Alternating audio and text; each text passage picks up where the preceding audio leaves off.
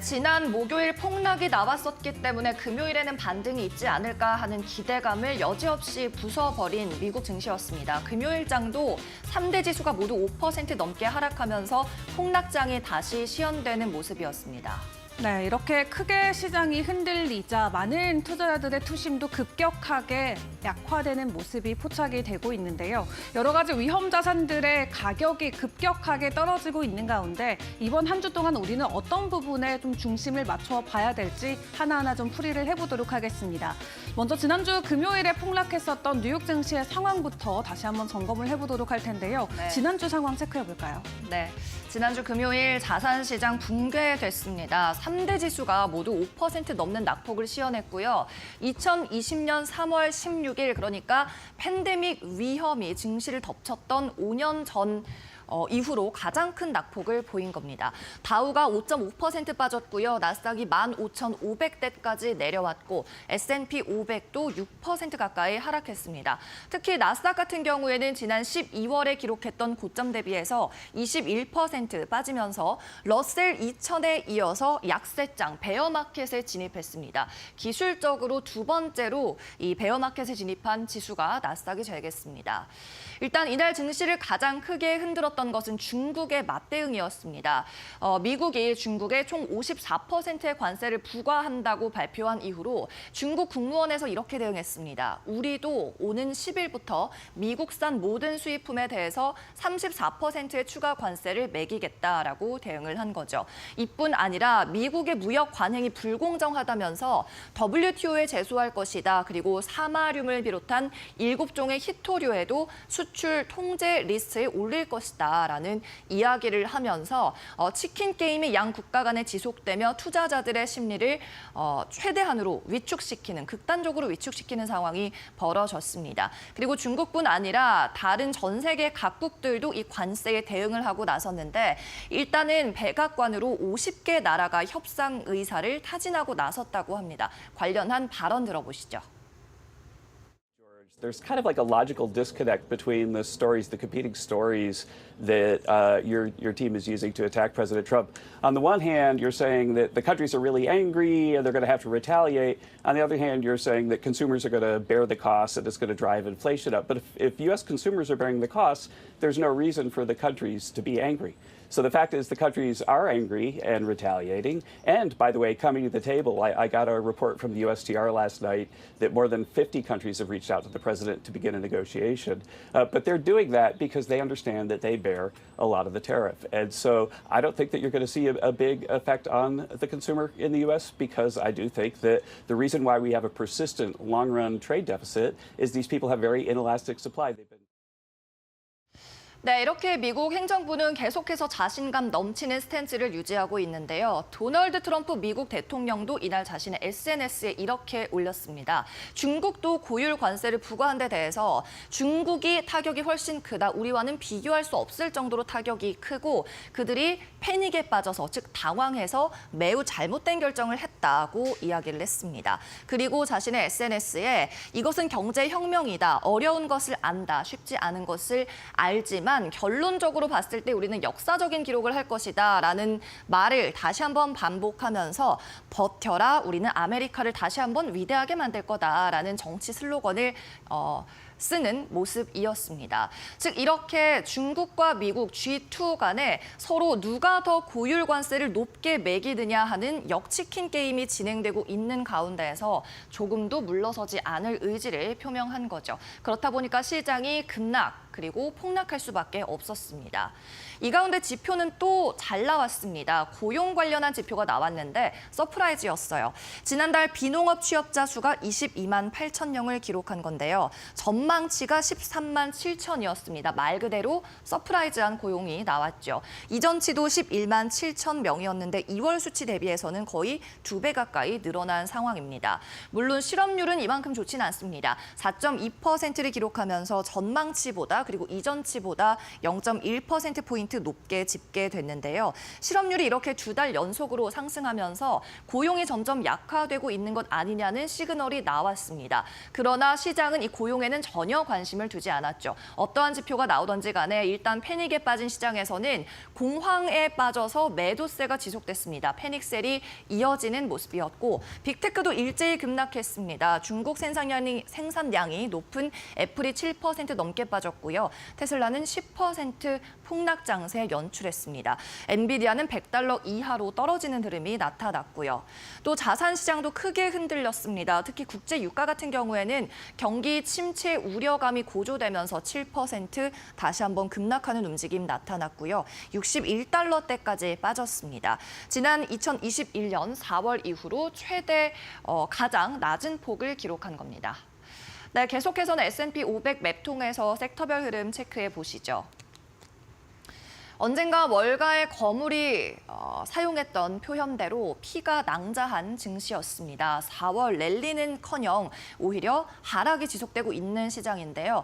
대체적으로 빨간불밖에 들어오지 않은 가운데에서 초록불을 그나마 켜준 것은 나이키 저가 매수세가 들어오면서 소폭 반발 매수세가 유입된 점이었고요. 기타 다른 섹터들은 대체로 하락하는 모습이었습니다. 메타 5% 빠졌고 구글도 3%, 아마존도 4%의 급락 장세 보였습니다. 애플이 7% 하락했고요. M7 가운데서는 테슬라가 10%로 가장 큰 낙폭을 기록한 가운데 중국에 또 생산 기지를 많이 두고 있는 반도체 단에서도 일제히 급락이 나온 모습이었습니다. 자, 이어서는 종목별 흐름도 체크해 보시죠. M7 종목부터 확인해 보겠습니다.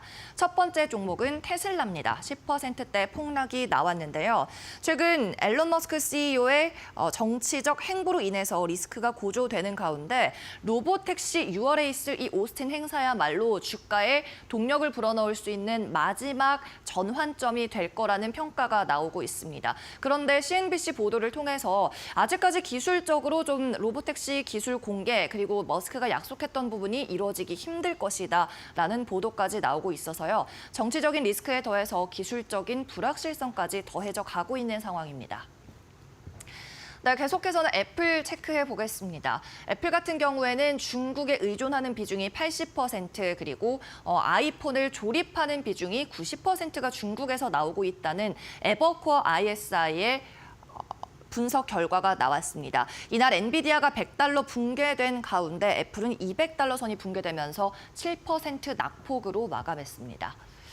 다음은 메타입니다. 메타의 경우에는 차세대 AI 모델을 공개했습니다. 이 라마4는 왓츠 앱이나 인스타그램 다이렉트 등에서 사용할 수 있는데요. 마크 주커버그 CEO는 우리의 목표는 최고의 AI를 만드는 것이고 이것을 오픈 소스로 공개해서 모두가 평등하게 이용할 수 있는 것이다라고 밝혔습니다. 자, 계속해서는 빅테크 외 종목도 체크해 보시죠. 이슈 있는 종목들, 이날 시장에서는 아무래도 중국 리스크가 가장 컸다 보니까 중국에 어느 정도 수출이나 수입 비중이 노출되어 있는 종목 위주로 폭락세가 나타났어요.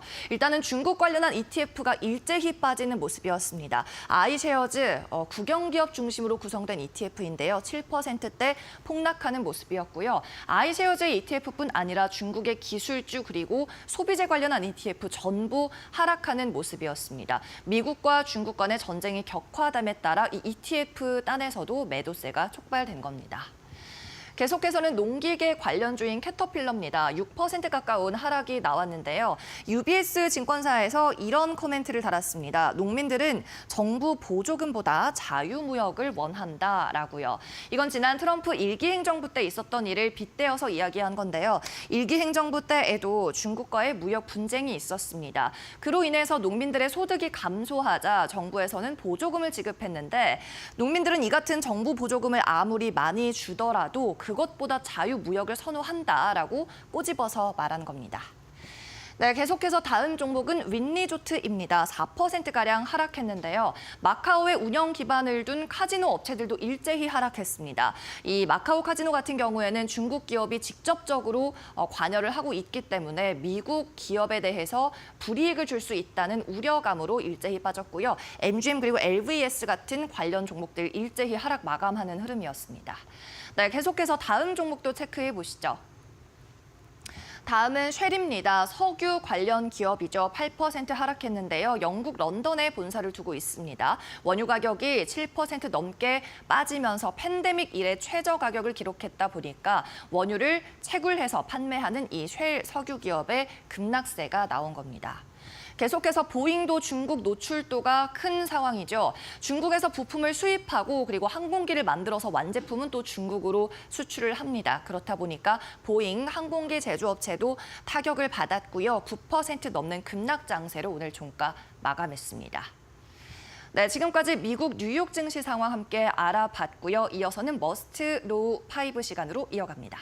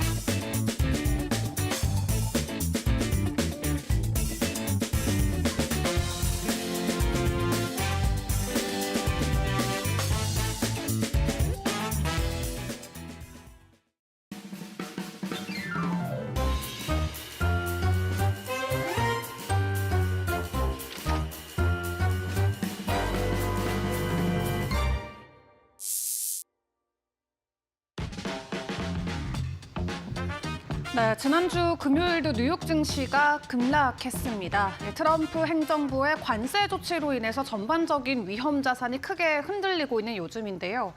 S&P 500 지수는 이틀 동안 무려 10% 가까이 하락을 했고요. 나스닥 지수 또한 큰 폭의 흔들림을 보였습니다. 상황이 이렇다 보니까 이번 한 주는 우리가 어떤 대응책들을 마련을 해봐야 될지 고심을 할 수밖에 없는 상황인데요. 일단 트럼프 대통령의 이 행정 정책 이후 시장 안에서의 변화들을 조금 더 구체적으로 살펴보도록 하겠습니다. 트럼프 대통령의 행정정책 이후에 지난주 금요일에 먼저 발표됐었던 고용보고서의 데이터부터 체크를 해보겠습니다. 다행히 예상보다 좋은 데이터가 나왔죠. 미국의 3월 비농업 부분 고용은 시장 예상치를 크게 웃도는 22만 8천 명 증가를 기록을 했습니다. 고용 증가 속도가 예상보다 빨라지긴 했지만 실업률을 4.2%로 오히려 0.1%포인트 상승을 했고요. 트럼프 대통령의 광범위한 관세 정책에도 불구하고 아직까지는 고용 시장이 안정적인 것으로 데이터상 나타났습니다. 이에 트럼프 대통령은 고용 보고서가 나온 이후 훌륭한 고용 수치다, 예상보다 훨씬 더 좋다라고 이야기하면서 나의 계획은 이미 작동하고 있기 때문에 끈기 있게 버텨내자라고 메시지를 띄우기도 했습니다. 다만 새로운 관세 조치로 인해서 기업들이 채용을 미루고 무역 환경 변화를 지켜볼 가능성도 커졌는데요. 이에 월가의 이코노미스트는 실업률과 인플레이션이 높아질 것으로 예상하는 등 올해 미국이 경기 침체에 빠질 위험이 있다고 예상하고 있습니다. 또 여기에 제롬 파월 연준 의장의 매파적인 발언이 투자자들을 낙담시키기도 했는데 트럼프 대통령은 제롬 파월 연준 의장이 금리를 내리기에 완벽한 시점이라며 파월 의장에게 정치를 중단하고 금리를 인하하라고 촉구했습니다. 다만 파월 의장은 공식 석상에서 트럼프 2기 관세 인상 규모가 예상보다 크다라고 지적하면서 관세가 향후 수분기 동안 인플레이션을 높이고 경제 성장을 둔화시킬 수 있다라고 우려감을 표했습니다. 또 신규 데이터나 전망 변화, 또 위험 균형 등을 충분히 지켜본 이후에 통화 정책 조정을 고려하겠다라는 입장을 확인시키기도 했고요. 이에 시장에서는 연준푼을 기대하고 있었는데 결국 낙담하면서 지수의 추가 하락에 힘을 실기도 했습니다. 그렇다면 이번 주에는 어떤 부분들을 집중적으로 확인을 해봐야 될까요? 일단 이번 주는 미국 정부가 중국 보복 대응에 대해서 어떤 조치를 취할지가 초미의 관심사로 떠오르고 있습니다. 트럼프 대통령은 그간 미국의 관세를 보복 관세로 받아치면 더 강하게 대응하겠다라고 밝힌 바가 있었죠. 이에 대해서 트럼프 대통령이 어떤 발언을 내놓을지 함께 지켜보시고요. 그리고 이번 주에 발표되는 경제 지표들도 주목을 해보셔야 될 것 같습니다. 오는 10일에 발표되는 발표된 3월 소비자 물가지수 시장에서는 전달 대비는 0.1%, 전년 동월 대비는 2.6% 올랐을 것으로 보고 있는데 만약에 소비자 물가 지표가 예상보다 크게 오르게 되면은 스태그플레이션에 대한 우려가 증폭될 수도 있겠습니다. 그리고 그 다음 날인 11일에는 3월의 생산자 물가지수도 공개가 되고요. 오는 9일에는 FOMC 의사록 공개와 함께 주요 기업들의 실적 발표까지도 챙겨보시는 게 좋겠습니다. 주요 기업으로는 델타항공이라던가 블랙락, JP모건 등 대형 은행주들의 이 발표가 준비가 돼 있습니다. 일단 상황이 이렇다 보니까 각국의 대응 상황에 대해서도 확인을 해봐야겠죠. 일단 중국이 본격적으로 맞불 대응에 나서면서 지난주 금요일에 뉴욕 증시가 크게 출렁인 바가 있습니다. 다만 다른 국가들의 움직임은 어떠할지 전반적으로 좀 점검을 해보도록 할 텐데 먼저 눈에는 눈, 그리고 이에는 이 이런 식의 맞불 대응을 내놓았던 중국 쪽의 상황부터 체크를 해보겠습니다. 중국 같은 경우는 미국산 모든 수입품에 34% 관세를 부과하고 미국 군수기업 16곳을 대상으로 수출을 통제하거나 미국 농업기업 이 6곳의 수입 자격을 정지하는 등 관세 전쟁을 전면적으로 받아쳤습니다. 이에 골드만삭스는 베이징의 보복 전략의 변화는 미중 무역 갈등이 더 심화될 위험이 커지고 있음을 나타낸다라고 전했고요. 또 중국 정부는 트럼프 관세를 이유로 틱톡의 매각 계약 승인을 거부하겠다고 밝히기도 했습니다. 그리고 여기에 유럽의 당국자들은 중국이나 베트남 등 아시아 주요 국가가 미국의 고율 관세를 피해서 유럽의 수출 물량을 집중시킬 가능성이 높은 것으로 보고 있습니다. 이에 유럽연합은 미국의 고율 관세를 피하기 위해서 중국산 제품이 유럽에 밀려드는 것을 막고자 긴급 관세 부과를 추가적으로 검토 중인 것도 확인이 됐는데요. 유럽은 이미 중국산 전기차에 최대 35%의 관세를 부과하고 있는데 필요하다면 다른 품목에도 더 높은 관세를 부과할 수 있다라고 전해왔습니다. 또 세계 각국은 오는 9일 상호관세 발효 전 관세율을 낮추기 위해서 외교전에 들어간 상황인데 베트남이나 이스라엘, 일본과 같은 국가들은 상호관세율을 낮추기 위해 협상을 시도하고 있죠. 트럼프 대통령은 SNS를 통해서 베트남의 서기장과 함께 생산적인 통화를 나눴다라고 전하면서 미국과 합의를 할 수 있다면 관세를 0%로 낮추고 싶다고 적었습니다. 이에 상호관세 46%를 얻어맞았던 베트남 같은 경우는 이 해당 국가에서 신발을 만드는 나이키라던가 룰루레몬의 주가 상승으로 전환을 만들어주기도 했습니다. 다만 프랑스 같은 경우는 상호관세에 맞대응하는 차원에서 구글이나 다른 미국 빅테크들에 대한 데이터 사용 규제 카드를 만지작거리고 있는 것으로 확인됐고요.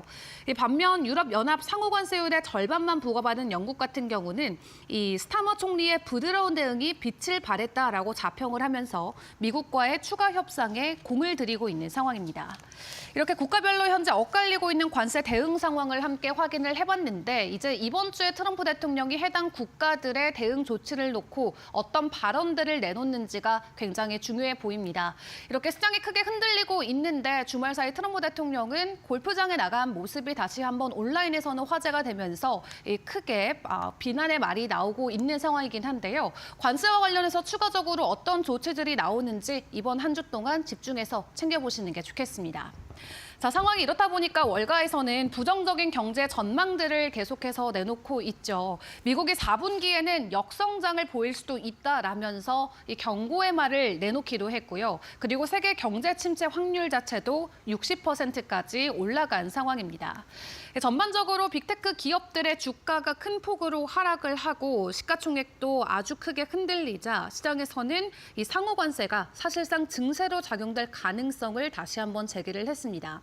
이 때문에 기업 투자나 소비 심리가 위축될 수가 있겠고요. JP모건 체이스는 이번 상호관세로 인해서 약 1,000조 원 가량의 증세 효과가 발생할 것이라고 전망을 했습니다.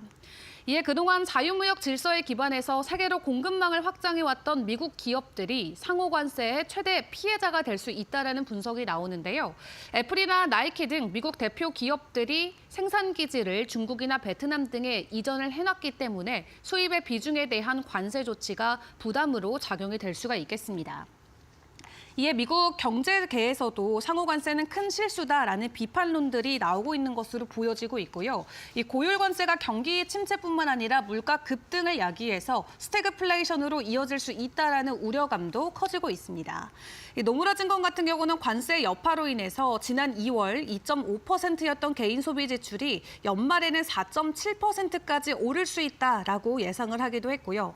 또 웨드부시의 유명 기술 애널리스트인 댄 아이브스 같은 경우도 이 미국 관세로 인해서 미국의 기술 산업이 10년은 후퇴될 것이다라고 우려의 말을 내놓기도 했습니다. 결국 모든 비용들은 소비자들이 부담하게 될 수밖에 없기 때문에 소비자들의 심리 위축도 현재는 큰 리스크로 작용이 되고 있는 상황인데 상황이 이렇다 보니까 빅테크 수장들 가만히 있을 수는 없겠죠. 트럼프 관세로 직격탄을 맞은 빅테크 수장들이 현재 트럼프 관저로 이동했다라는 이 내용이 주말 사이 전해지기도 했습니다. 트럼프 대통령과 직접 면담을 통해서 추가적인 조율을 할 것으로 보여지고 있는데요. 일단 트럼프 대통령이 예상보다 높은 상호 관세 부과를 발표한 이후 이틀 만에 미국의 대형 기술 기업인 M7의 시가총액이 1조 8천억 달러나 증발하기도 했습니다. 이에 트럼프 행정부의 최고 실세로 꼽히는 일론 머스크 테슬라 최고 경영자는 반관세 입장을 드러내기도 했는데요. 트럼프 대통령이 전 세계를 상대로 관세 전면전을 선포한 지 사흘 만이었고요. 머스크 CEO는 이날 이탈리아 극우 정당 행사에서 화상 연설을 통해서 본인의 의견을 전했습니다.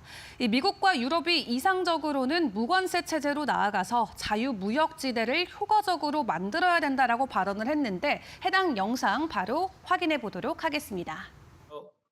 I hope that I hope that the United States and Europe can establish a very close partnership. We obviously are. There's an alliance already, but I'm hopeful that there can be a very close relationship with America and Europe. And I'm hopeful, for example, with the tariffs, that at the end of the day, I hope it is agreed that both Europe and the United States should move, ideally, in my view, to a zero tariff situation, effectively creating a free trade zone between Europe and North America. And that would be that's what I hope occurs. And also more freedom of people to move between Europe and North America, if they wish. If they wish to work in Europe or wish to work in America, they should be allowed to do so, in my view. So that has certainly been my advice to the president. 네, 이렇듯 일론 머스크는 미국과 유럽 사이에 관세가 있어서는 안 된다라는 조언을 트럼프 대통령에게 이미 건넸다라고 밝히기도 했는데요. 추가적인 조치안들이 나올 수 있을지 계속해서 상황을 주시해 보도록 하겠습니다. 자, 그런 가운데 주말 사이 나름 비트코인은 가격을 지켜주는 모습이 나왔습니다. 다만 오늘 새벽을 기준으로 다시 한번 가격 급락이 나오면서 8만 달러 아래까지 밀려 내려가는 모습이 포착이 됐죠.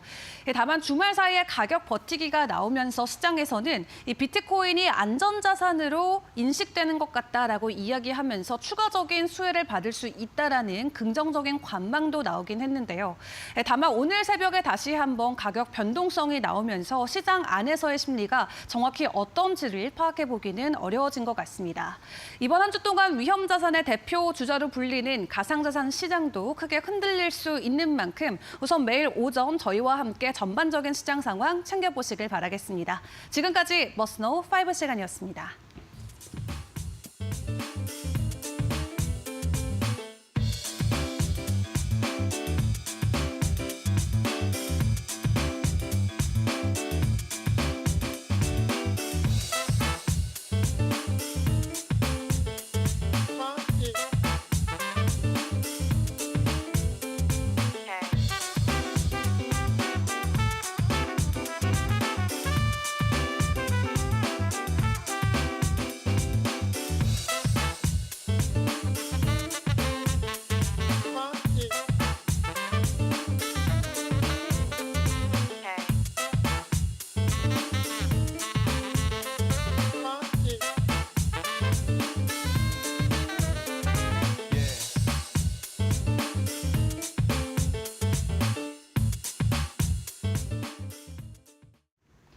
네, 강민정의 사인 시작합니다.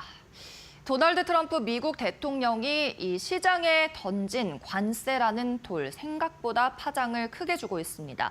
오늘은 전 세계 주요 국가들 그리고 자산시장과 통화정책에 트럼프의 관세 정책이 어떠한 파장을 주고 있는지 한번 살펴보도록 하겠습니다.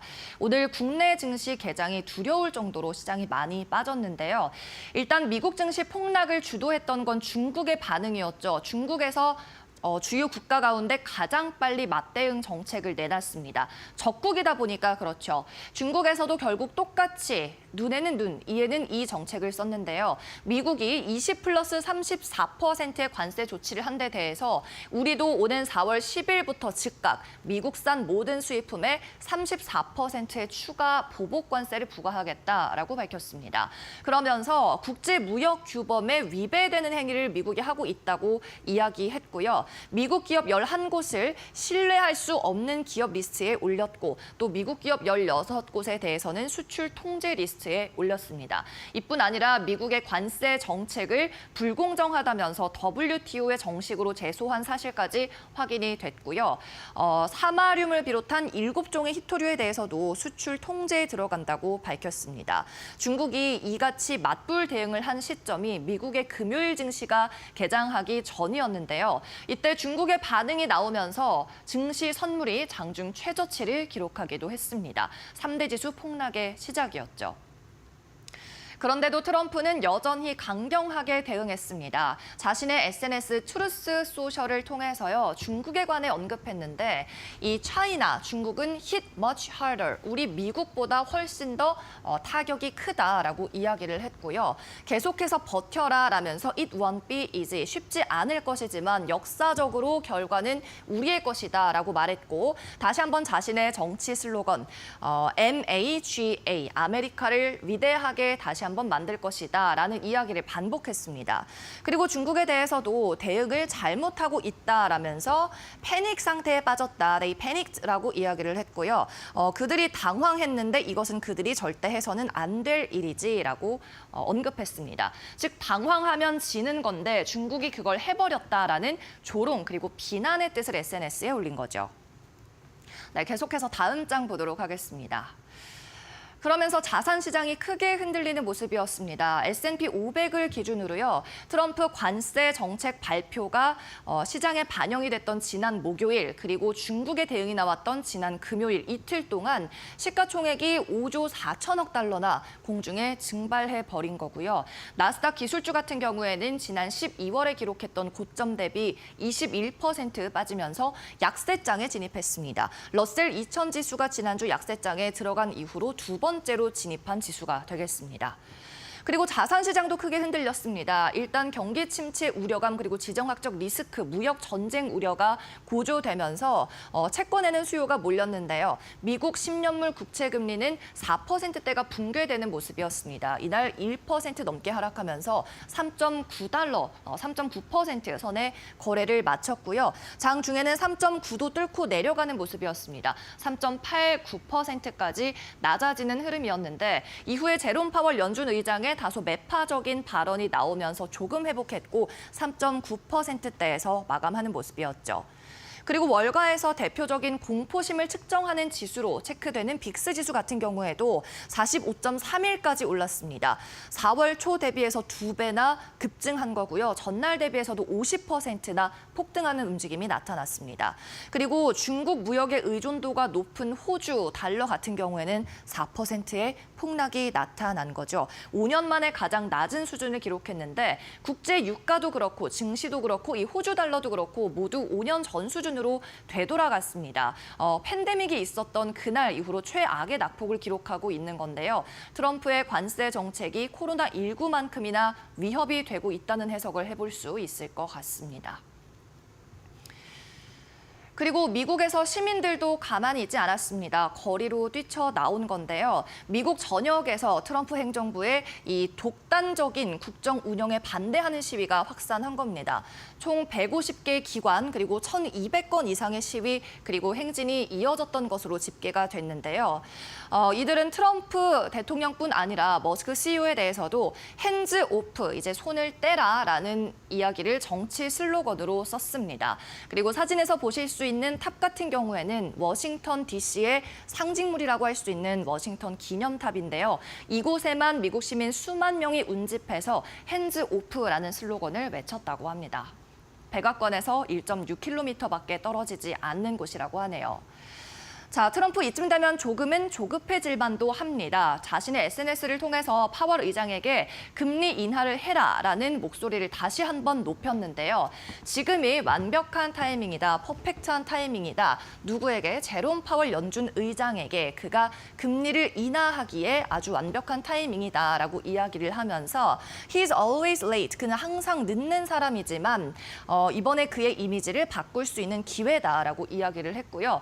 마지막 줄에 대문자로 제롬을 부르면서 금리를 인하해라라고 이야기를 했습니다. 그러면서 정치 노름은 그만하라고도 저격하는 글을 올렸죠. 그리고 공교롭게도 그러고 나서 직후에 제롬 파월 연준 의장의 연설이 있었는데요. 이 자리에서 제롬 파월 의장은 나는 선출직 공무원의 발언에는 반응하지 않는다라고 선을 긋는 발언을 했습니다. 즉 연준의 독립성을 유지하겠다라는 의지 플러스 트럼프의 발언에 휘둘리지 않겠다는 의지를 표명한 거죠. 이렇게 일기 행정부 때 이어서 제롬 파월 연준 의장과 트럼프 대통령 간의 묘한 기싸움이 이어지고 있는 겁니다. 그리고 같은 날 같은 장소에서 했던 연설에서는 매파적인 발언을 쏟아냈는데 이 부분은 영상으로 먼저 보고 오시죠. So it's a good time to take a step back and let things clarify. That's why it's just too soon to say what the appropriate monetary policy response will be to these new policies. It is just too soon to say. We can't say with any confidence today. So that's what we're doing. We've taken a step back and we're watching to see what the policies turn out to be and the ways in which they will affect the economy. I realize that the uncertainty is high, what we've learned is that the tariffs are higher than anticipated, higher than almost all forecasters predicted. We still don't know where that comes to rest, though, and we're just going to have to see that through. While uncertainty is high and downside risks have risen, the economy is still in a good place. Looking ahead, higher tariffs will be working their way through our economy and are likely to raise inflation in coming quarters. We'll continue to carefully monitor the incoming data, the evolving outlook, and the balance of risks. We're well positioned to wait for greater clarity before considering any adjustments to our policy stance. It is too soon to say what will be the appropriate path for monetary policy. 네, 이와 같이 매파적인 발언을 이날 연설에서 보여줬는데요. 최근 경제 전망이 관세 정책으로 인해서 매우 불확실하다라고 연준의 입장을 들려줬고 트럼프의 관세 정책도 예상보다 규모가 크다면서 인플레이션은 더욱 자극할 것이고 경제 성장률은 둔화시킬 거다고 못 박아서 이야기를 했습니다. 그리고 이 관세가 시장에 주는 영향이 얼마나 큰지, 규모가 얼마나 되는지, 그리고 얼마나 딥할지도 아직까지는 파악하지 못했기 때문에 그때까지는 금리 정책에 손을 대지 않을 거다, 정책 변경 없을 거다 이렇게 이야기를 했고요. 트럼프의 관세 이 퍼센티지가 예상보다 규모가 크다라고 이야기를 하면서도 고용과 같은 미국의 경제는 여전히 좋다는 입장도 반복해서 말하는 흐름이었습니다. 그렇다면 시장에서 투자자들은 금리 인하 경로를 어떻게 보고 있을까요? 결론적으로 큰 그림은 바뀌지 않았습니다. 패드워치에 따르면 오는 6월에 있을 FOMC 회의에서 4%에서 4.25%로 현재보다 베이비 스텝, 그러니까 0.25%포인트 인하할 것으로 보는 시각이 66%로 가장 많았고요. 빅스텝 0.5%포인트 인하를 해서 3.75에서 4%까지 떨어뜨릴 것이라는 게 27%의 의견, 그리고 현재 수준에서 동결할 것이라는 의견이 5.8%에 불과했습니다. 그리고 이 패드워치에 따르면 투자자들은 6월 처음으로 금리 인하 기조를 다시 시작하는 것, 재개하는 데에 이어서 7월, 9월 그리고 10월에 있을 회의에서도 3차례 추가 인하에 나설 거라고 봤고요. 즉 올해 금리 인하가 총 4번 이뤄질 거라고 예측하고 있습니다. 자, 이렇게 트럼프가 던진 관세라는 돌멩이 하나 전 세계를 뒤흔들고 있고요. 통화 정책도 뒤흔들고 있고 자산 시장도 흔들고 있는 상황입니다. 그렇지만 예상보다 그의 의도만큼 순조롭게 흘러가고 있는 것 같지는 않아요. 왜냐하면 제롬 파월 연준 의장도 금리 인하 카드를 아직까지 꺼내지 않겠다고 선을 그었고 중국에서도 강경하게 맞대응했고 시민들은 거리로 나서고 있기 때문입니다. 과연 이 관세 정책이 그가 말한 대로 경제판을 뒤흔들고 미국의 해방을 가져다 줄지 아니면 일시적인 정책적 선거용 액션에 그칠지는 조금 더 지켜봐야 될 것 같습니다. 이만큼 판을 흔들었으면 원하는 결과를 가져와야 할 텐데 말이죠. 네, 이상으로 강민정의 사인 오늘은 여기서 마칩니다.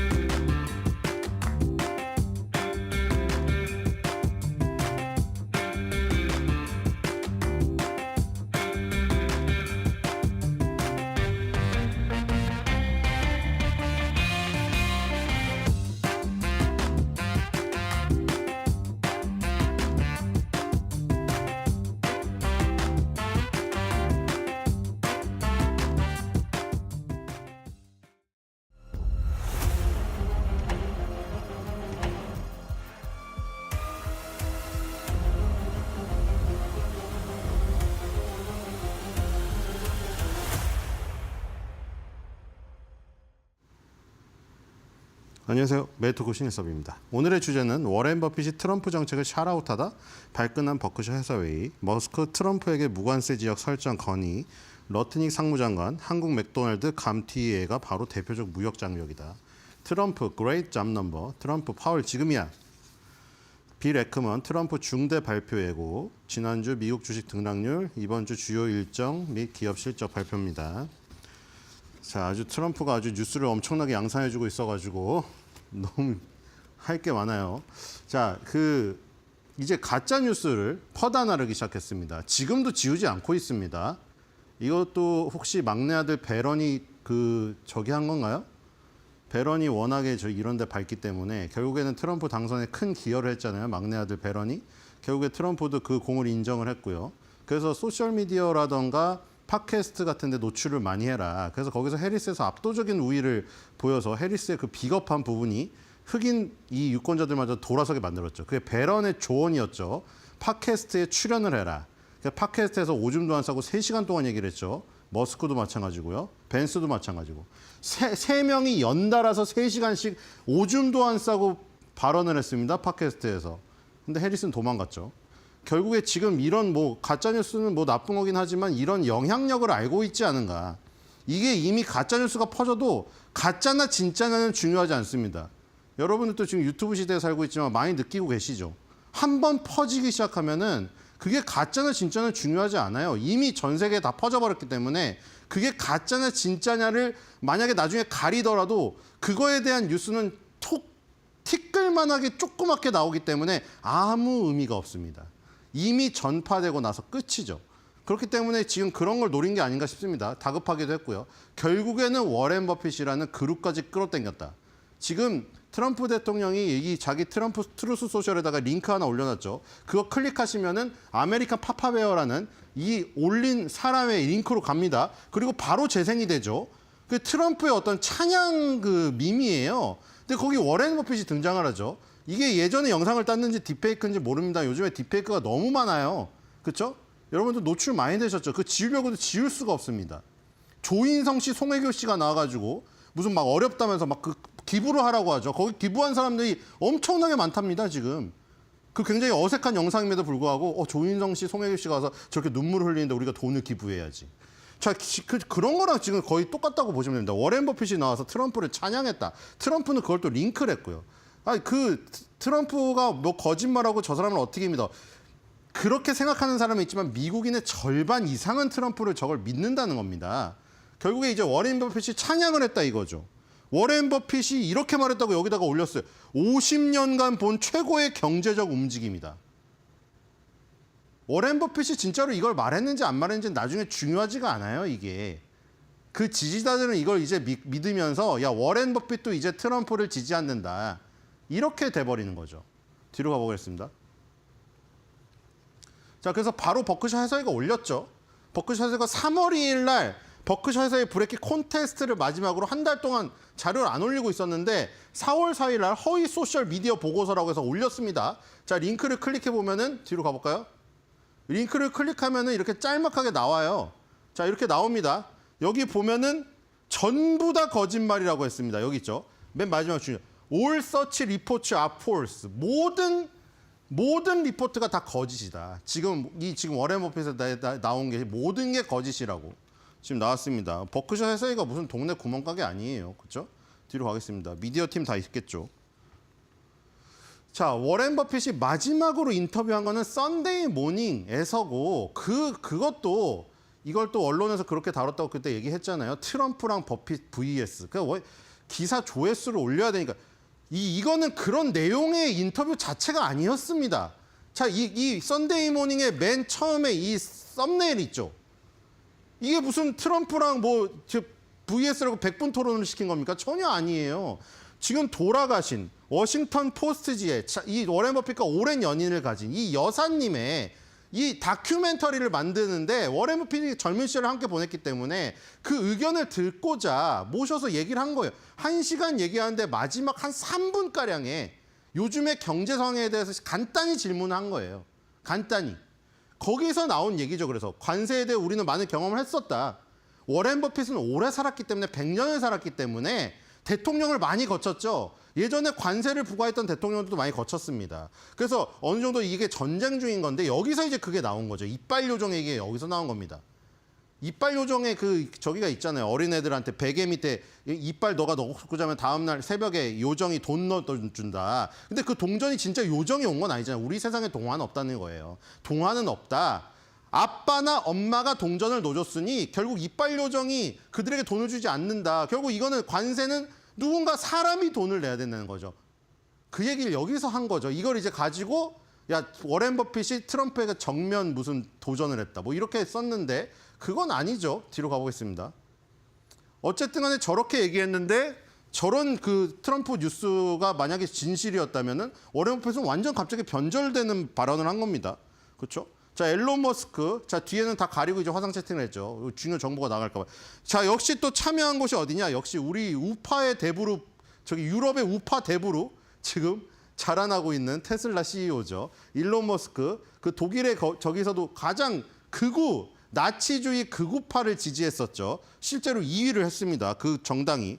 자, 이번엔 또 이탈리아 우파 정치 행사 영상 축사에 저기 나왔어요. 이게 무슨 경제 무슨 저기도 아니었고요. 정치 행사 축사에다 나온 거예요. 거기서 이제 이런 말을 한 거죠. 물론 이게 립일 수도 있습니다. 립 서비스일 수. 왜냐면 여기가 어디냐면은 이탈리아 부총리 마테오 살비니가 주최한 우파의 정치 행사 축사입니다. 그러니까 축하를 해줘야 되는 자리에서 이탈리아나 유럽에게 유리한 얘기를 했을 수도 있겠죠. 하지만 그 얘기가 지금 트럼프가 얘기하는 거랑 완전 정반대 얘기이기 때문에 왜냐면 우리나라가 FTA를 체결하지 않았습니까? 예전에? 그렇죠? FTA를 체결했기 때문에 그게 자유무역 협정이기 때문에 관세가 없어요. 근데 지금 깡그리 무시하는 25% 관세를 부과받았잖아요. 그런데 지금 머스크는 다시 우리나라 FTA 그 얘기를 하고 있는 거예요. 자유무역지대를 만들어야 된다. 그래서 유럽과 미국이 무관세로 가야 된다. 자, 이것도 완전 정면 지금 반대되는 얘기를 또 해버린 거죠. 트럼프랑 머스크가 중간에 지금 서로 칭찬도 하고 머스크에 자동차도 사주고 이러면서 가고 있는데 중간중간 보면 약간 대립적인 부분이 살짝 나와요. 그렇죠? 이런 것들이 불씨가 모여서 나중에 어떻게 폭발할지 모르겠으나 그렇죠? 아니면 언론이 이걸 과대해서 하는 걸 수도 있어요. 근데 초반부터 계속 그런 게 있었죠. 한 번씩. 샘 알트먼을 초청했더니 머스크가 조금 빈정이 상해가지고 샘 알트먼하고 소프트뱅크 회장은 돈이 하나도 없는데 저런 걸 발표하고 있다. 스타게이트를. 그런 적도 있었고 지금 이번도 그렇죠. 완전 트럼프의 그 정책과 머스크의 발언이 완전 정면 대립하는 이 순간순간들이 조금씩 있어요. 이게 나중에 불씨가 터질 수도 있는데 어떻게 될지 봐야 되겠죠. 뒤로 가보겠습니다. 자, 그리고 한국을 또 꽉 찍어 말했습니다. 지금 한국이 찍힌 것 같아요. 제가 보기에는. 정의선 회장이 가서 그거 한마디 한 걸로는 지금 찍힌 거를 다 감당하기에는 모자른 것 같아요. 로트니 상무장관이 나와가지고 또 방송에서 하필이면 이걸 딱 집어가지고 한국이 자 이번에 그 표 보셨죠? 표.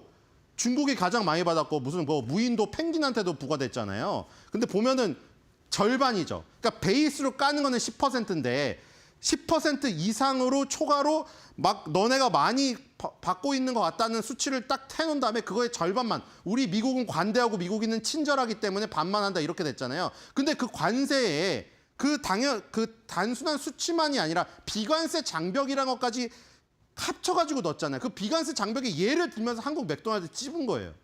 어떻게 하느냐?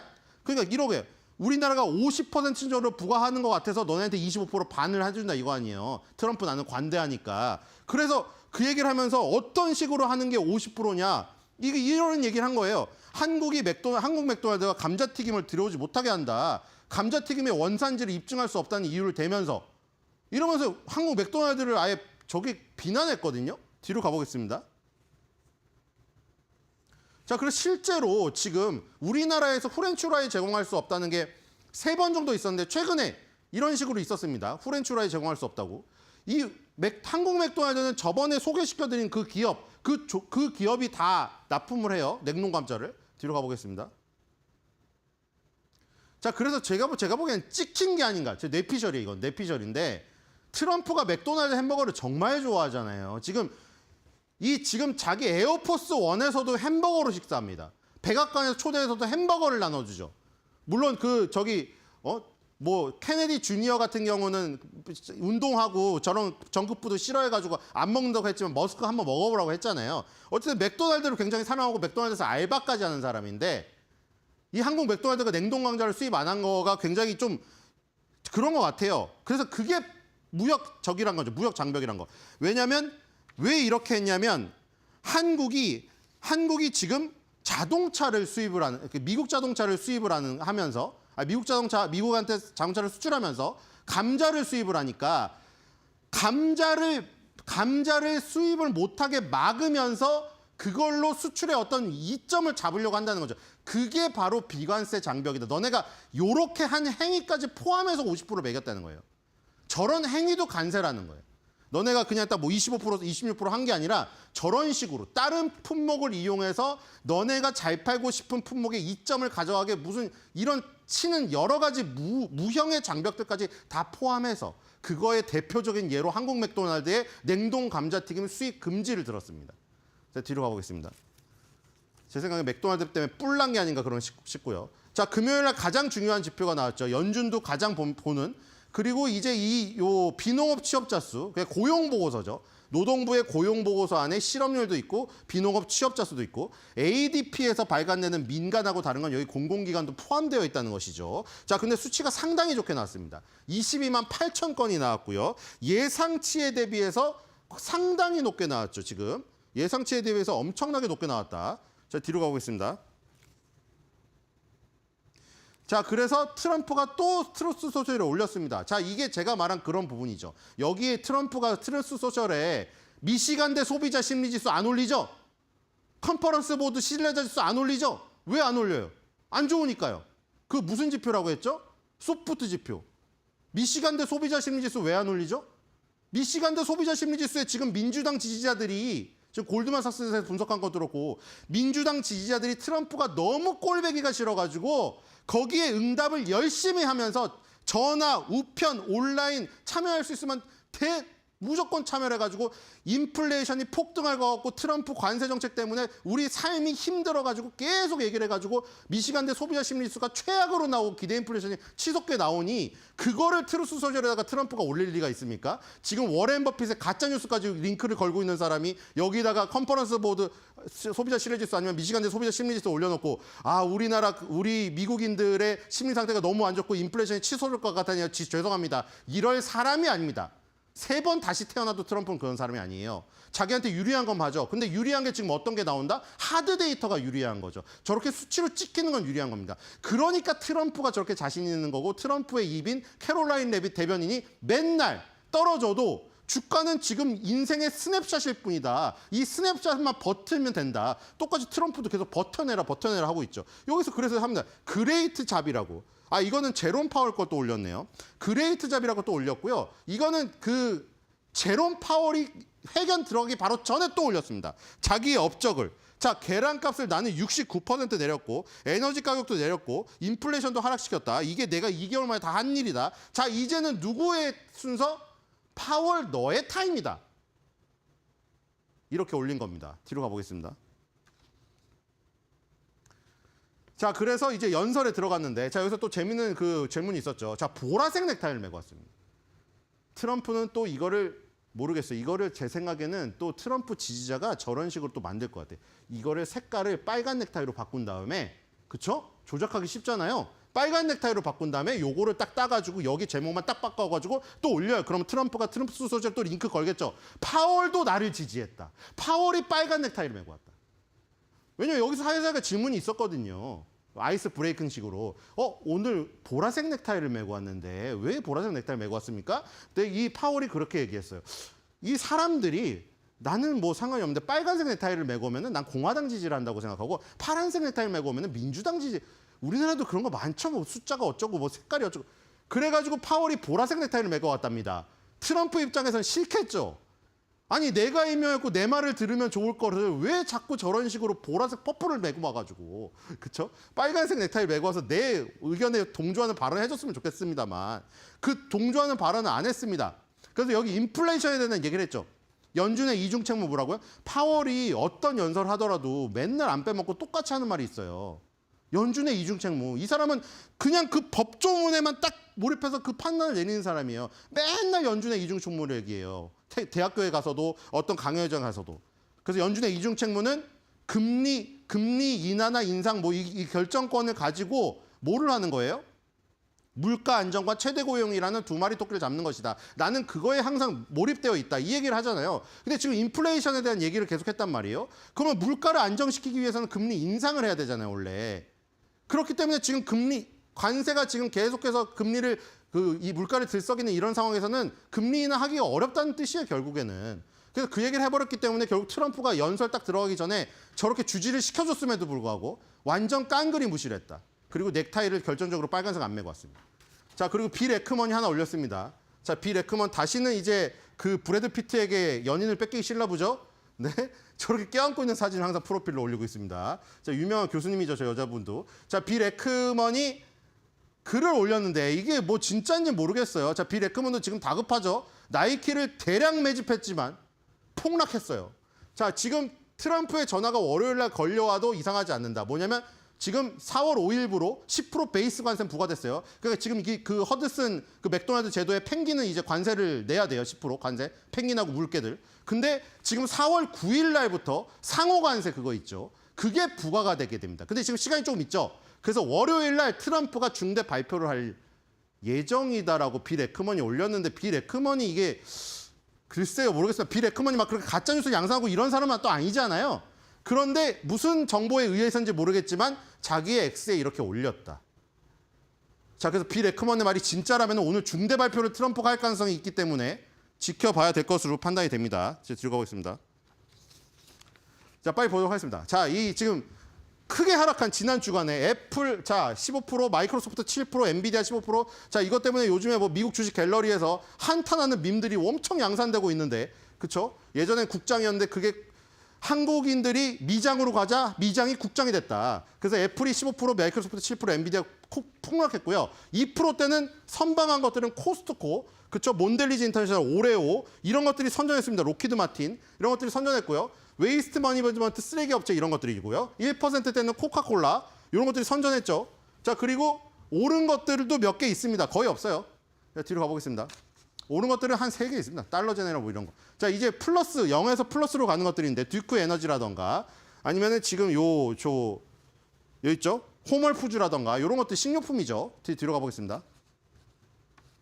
자, 뭐 달러 제네럴 이런 거, 유나이티드 항공 이런 것들이 이제 플러스를 했습니다.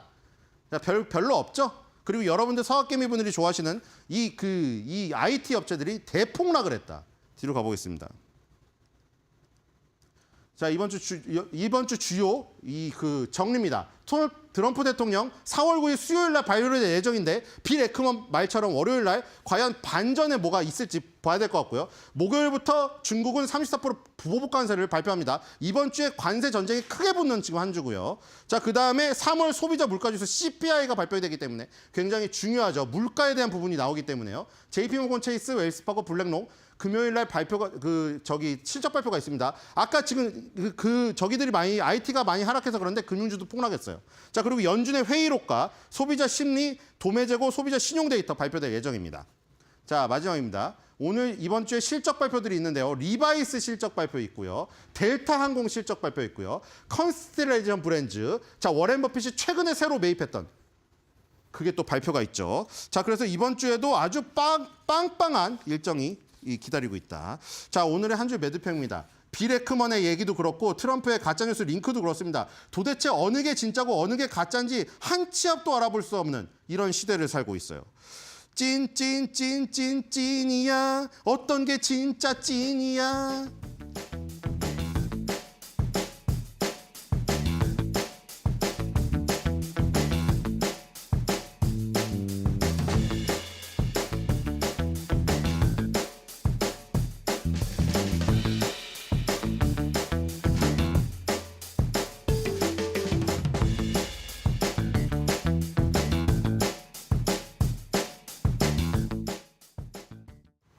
네, 지난주 금요일 국내 증시는 두 개 큰 이슈를 떠안고 장을 마무리를 지었습니다. 미국발 관세 정책에 대한 부담감 그리고 윤석열 전 대통령의 탄핵 해소 이슈가 증시에는 결론적으로 뚜렷한 방향성을 제시하지는 못했었는데요.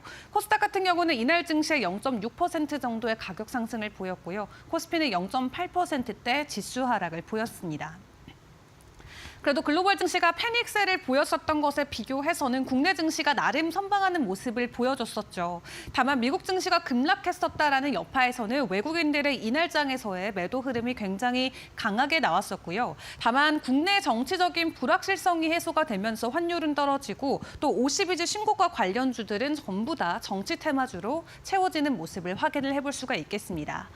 그런 가운데 외국인들이 사들였던 종목들을 보면은 관세와 관련해서 나름 자유로울 수 있는 종목들, 특히 그 안에서도 실적이 뒷받침되는 종목들 위주로 매수를 해줬던 것을 체크를 해볼 수가 있겠는데, 지난주 금요일에 전반적인 시장의 상승과 하락을 주도했었던 섹터만 놓고 봤을 때는 정치 테마주가 전부 다 섭렵했던 것을 확인을 해볼 수가 있었습니다. 지난주 정치 테마주 관련주들이 상한가에 일제히 직행을 했었는데 해당 정리 상황들 같이 챙겨보도록 하겠습니다. 다음 장 보여주세요. 키워드별로도 정리를 해볼 수가 있겠고 또 인물별로도 정리를 해볼 수가 있겠죠. 일단 지금 민주당 쪽에서 강하게 밀어붙이고 있는 여러 가지 정책 사안들과 관련해서 상한가들 들어간 테마들이 굉장히 많았습니다. 대통령실을 세종시로 이전하는 방안을 추진하고 있는 이재명 대표의 여러 가지 정책들과 관련해서 이날장에서 유라테크가 상한가로 바로 안착을 했고요. 그리고 정권이 바뀔 때마다 늘 정책 중 하나로 떠오르는 저출산 관련주들도 이날 증시에서 꿈비와 에르코스가 상한가에 그대로 직행을 했습니다. 또 일자리 관련주들도 이날 증시에서 큰 변동성을 보이면서 두 종목이 상한가 안착을 했고요. 또 지역 화폐와 관련해서도 유라클이 이날 증시에서는 급등 흐름을 보여주기도 했습니다. 이 인물별로 놓고 보더라도 지금까지는 이재명 대표로만 쏠려 있었던 시선들이 지금은 조금 더 다양한 이 인물들로 좀 돌아가고 있는 모습을 체크를 해볼 수가 있었습니다. 여러 인물별로 상한가에 직행했던 종목들이 그대로 포착이 됐었는데 특히 홍준표 관련해서는 세 종목이나 상한가에 안착하는 모습이 나오기도 했었고요. 일단 오는 60일 안으로 다시 한번 대선을 치러야 되는 만큼 과거의 데이터를 조금 대입을 해봤을 때 한 6월 3일 정도면 하지 않을까 하는 전망들이 있는데 그 전까지 오는 두 달 동안 정치 테마주들의 관련주들이 추가적인 급등락이 나올 수 있다는 부분은 기억을 해보시는 게 중요할 것 같습니다. 어떻게 보면 이날 증시를 기준으로 다시 한번 정치 테마주 안에 새로운 바람이 불어들었다라는 표현도 증권가에서는 많이 사용하고 있는데요. 추가적인 가격 급등락이 계속해서 나올지 연속적인 시세성에도 함께 주목을 해보시죠. 자, 그런 가운데 국내 정치와 관련된 불확실성이 해소가 되고 새로운 테마가 또 이렇게 형성이 된다라고 했을 때 또다시 우리가 함께 체크를 해봐야 되는 건 글로벌 증시의 가격 급락이 있습니다. 미국의 관세발 이슈로 인해서 지난주 금요일 뉴욕 증시가 다시 한번 급락한 채 마무리를 지었습니다. 3대 지수가 모두 5%대 증시 급락을 보였는데 일단 뉴욕 증시가 이렇게 연이틀 대폭락하면서 우리 아시아 증시에도 이 연쇄적인 충격이 불가피할 것으로 보여지고 있습니다. 지금까지 트럼프 대통령의 관세 타임라인을 놓고 봤을 때는 본격적으로 전 세계 수입품에 10%대 관세가 발효가 됐고 오는 9일부터는 추가 관세, 한마디로 상호 관세가 시행이 될 예정입니다. 국가별로 서로 상이하기 때문에 다가가는 충격은 다를 수 있겠습니다만 이제 이틀 앞둔 이 상호관세 발표 날이 다가올수록 시장 안에서의 변동성이 더욱더 커질 수는 있겠고요. 이 주요국들의 현재 대응 상황을 놓고 봤을 때는 나름 협상하려는 국가들의 움직임이 더 강하게 포착이 되고 있긴 합니다만 그래도 보복을 놓고 준비 중인 국가들의 여파로 인해서 국내 증시가 크게 흔들릴 수도 있겠습니다. 대표적으로 중국 같은 경우는 지난주 금요일에 미국산 수입품에 동일하게 34%의 추가 관세를 부과하겠다라고 이야기를 전했죠. 또 여기에 더해서 히토류 등 이런 원자재 관련해서도 추가적인 보복 조치가 나올 수 있다라는 이야기를 내놓기도 했고요. 유럽 같은 경우는 만약 협상을 진행을 하겠지만 협상 결렬이 되면은 보복 관세 시행을 중국처럼 진행할 수 있다라고 이야기를 내놨습니다. 또 여기에 두 차례나 미뤄왔었던 철강과 관련된 관세 조치도 이번 주 안으로 추가적인 발표를 하겠다고 했는데 이 미국이 한 것처럼 25%의 관세 조치를 동일하게 부과하게 된다면 시장에는 더 큰 충격으로도 받아들여질 수가 있겠고요. 또 중국이나 베트남 등 다른 아시아 국가들의 관세가 높기 때문에 다른 국가들이 이제 미국이 아닌 유럽이나 또 기타국으로 수출을 하는데 굉장히 집중도를 높일 수가 있겠죠. 그런 부분도 미리 선제적으로 유럽은 대응한다고 합니다. 그래서 미국이 다른 국가들로 대응책을 내놨는데 또 유럽이나 다른 또 제3의 국가들은 그 외 국가들로 추가적인 보복 관세를 매기는 등 전반적인 관세 전쟁이 크게 불거지고 있는 상황인데요. 일단 우리나라 같은 경우는 최대한으로 대응책을 논의를 해서 이 맞불보다는 최대한 협상 쪽으로 좀 의지를 하려는 보여지는 의지들이 나오고 있는데 일단 오늘 추가적으로 어떤 내용들이 나올지는 국내 시장 시간 안에서 점검을 해보시는 게 중요할 것 같습니다. 그리고 글로벌 이슈들 추가적으로 더 점검을 해봐야겠습니다. 지난주 금요일에 뉴욕 증시에서 종목들이 폭락하는 모습들이 많이 포착이 됐었죠. 일단 가장 중요하게 또 봐야 되는 것 중에 하나가 미국과 중국 간의 갈등으로 인해서 틱톡의 협상이 불발될 수 있다라는 부분이 될 것 같습니다. 일단 중국은 이 틱톡이라는 키워드 하나를 가지고 협상 카드로 좀 제시할 가능성이 높다라고 하는데 트럼프 대통령도 일단 매각 기한을 다시 한번 연장할 것으로 보여지고 있고요.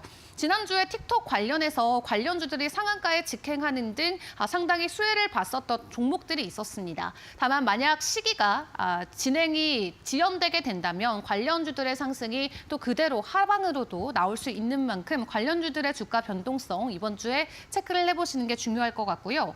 그리고 국내에 굉장히 많은 이 밸류체인을 보유하고 있는 빅테크 기업들도 추가적인 등락이 나왔었죠. 테슬라가 이날 증시에서 또 10% 넘게 하락하는 모습이 나왔고요.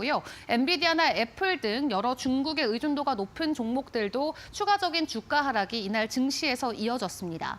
다만 애플은 단기적으로 관세 발효 전에 이 중국에서 사재기 현상이 최근에 나오고 있다라고 하는데 이런 부분이 일시적으로 주가에는 어떻게 적용될지도 같이 지켜보시고요. 그리고 국제유가가 급락하는 모습도 오늘 관련주들의 변동성에는 어떻게 적용이 될지 지켜보셔야 될 것 같습니다. 4년 만에 국제유가 최저까지 내려가면서 WTI가 금요일장에서만 7% 급락을 보였는데요.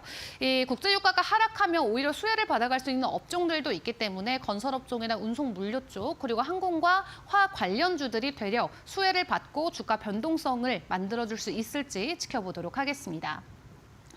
그런 가운데 이번 주에 주요 경제 일정들도 준비가 돼 있습니다. 국내에서 가장 중요하게 봐야 될 건 8일에 발표되는 삼성전자의 실적이 될 것 같고요. 지금 미중 갈등의 이 수혜로 떠오르기보다는 오히려 피해주로 조금 더 부각될 수 있는 이미지가 강한데 여기에 실적까지 약간 부진하게 나온다면 주가의 여파가 상당히 클 수 있다라는 점도 같이 주의를 해보시죠.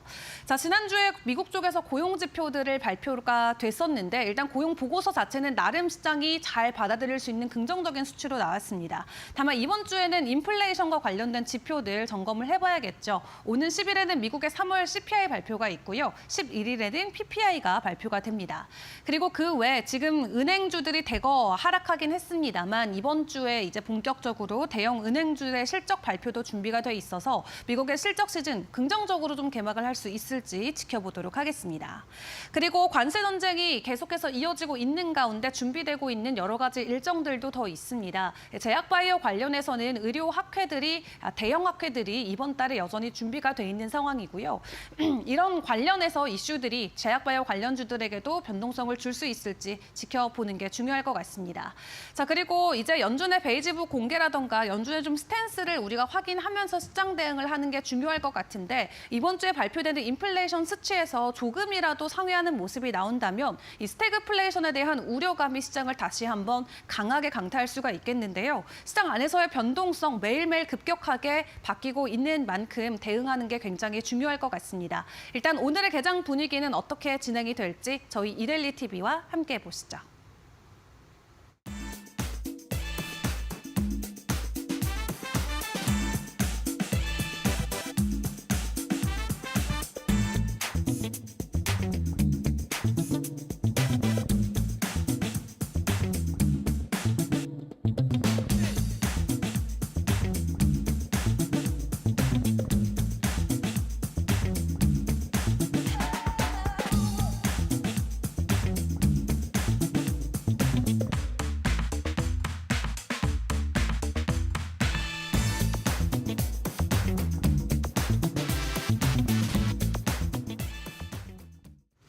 네, 지난 주말 새 미국 증시 마감 상황 확인해 보겠습니다. 2020년 팬데믹 위기가 증시를 덮은 이래로 최악의 낙폭이 나왔습니다. 나스닥이 특히 고점 대비 20% 넘게 떨어지면서 약세장 영역, 기술적인 베어마켓 영역에 진입했고요. 15,500까지 떨어졌습니다. 다우도 5.5%, S&P 500도 5.97% 하락하면서 3대 지수가 또 한 번 폭락했고 모두 5%대 낙폭을 기록했는데요. 이날 증시의 패닉셀, 그러니까 투매를 주도한 것은 중국의 관세 관련한 맞대응이었습니다. 중국은 지난주 미국으로부터 총 54%의 관세 부과를 맞았죠. 국무원에서 우리도 똑같이 대응하겠다라고 이야기를 했습니다. 오는 4월 10일부터 당장 미국산 모든 수입 제품에 총 34%의 추가 관세를 부과하겠다라고 이야기를 한 거고요. 이뿐 아니라 미국이 일방적인 괴롭힘을 하고 있다. 그리고 전 세계 공급망도 타격을 주고 있다라고 이야기를 하면서 WTO에 이 같은 미국의 관세 관련한 통상 정책을 정식으로 제소한 사실이 확인이 됐고요. 7종에 대한 희토류에 대해서도 수출 통제에 들어간다고 밝혔습니다. 그러면서 시장에서는 이 전 세계 최대국인 G2의 부딪힘으로 인해서 패닉셀이 촉발된 부분, 이로 인해 기술주도 일제히 하락 마감하는 모습이었습니다. 그러나 트럼프 대통령도 계속해서 강하게 대응하고 있죠. 중국이 미국보다 같은 관세여도 타격이 훨씬 크다라고 이야기를 했고요. 중국이 지금 당황해서 잘못된 결정을 하고 있다라고 조롱했습니다. 뿐만 아니라 쉽지 않은 것을 알지만 버텨라라고 이야기를 하면서 경제혁명이다. 역사적으로 볼 때 결론은 이길 것이다라고 이야기를 했죠. 즉 미국과 중국이 서로 누가 더 높은 관세를 부과하느냐를 놓고 역치킨 게임을 하고 있는 가운데서 물러서지 않을 거라는 의지를 양국이 모두 확인을 시켜줬습니다. 증시에서는 공포감 그리고 긴장감, 불확실성이 극에 달할 수밖에 없었고요. 여기에 더해서 M7 기업들 테슬라가 10% 급락했고 애플도 7% 하락, $200가 붕괴됐습니다. 엔비디아도 7% 폭락하면서 $100 선이 붕괴되는 모습 나타났습니다. 여기에 대해서 제롬 파월 연준 의장은 관세 규모가 예상보다 컸다면서 이 트럼프 행정부의 관세 정책에 대해 최초로 의견을 나타냈는데 관련 연설이 나온 장소의 영상 한번 확인해 보겠습니다. So it's a good time to take a step back and let things clarify. That's why it's just too soon to say what the appropriate monetary policy response will be to these new policies. It is just too soon to say. We can't say with any confidence today. So that's what we're doing. We've taken a step back and we're watching to see what the policies turn out to be and the ways in which they will affect the economy. I realize that the uncertainty is high, what we've learned is that the tariffs are higher than anticipated, higher than almost all forecasters predicted. We still don't know where that comes to rest, though, and we're just going to have to see that through. While uncertainty is high and downside risks have risen, the economy is still in a good place. Looking ahead, higher tariffs will be working their way through our economy and are likely to raise inflation in coming quarters. We'll continue to carefully monitor the incoming data, the evolving outlook, and the balance of risks. We're well positioned to wait for greater clarity before considering any adjustments to our policy stance. It is too soon to say what will be the appropriate path for monetary policy.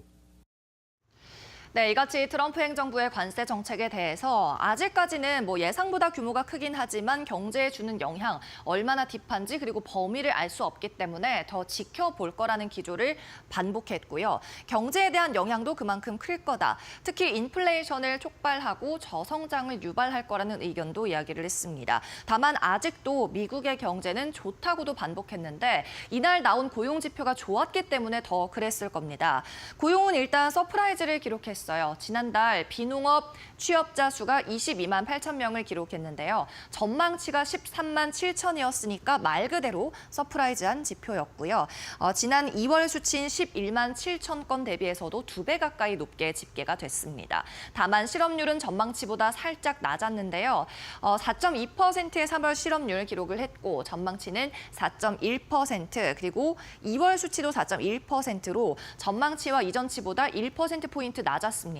실업률은 이렇게 2개월 연속 소폭 상승 국면에 있는데 고용시장이 약화되는 시그널이 아니라는 분석이 나오기는 합니다만 이날 시장은 일단 여기에 신경 쓸 여력은 전혀 없었습니다. 미국과 중국의 대립이 격화됨으로 인해서 공황 상태에 빠진 투자자들이 매도 버튼을 계속 누르는 투매 현상이 나타났기 때문이죠.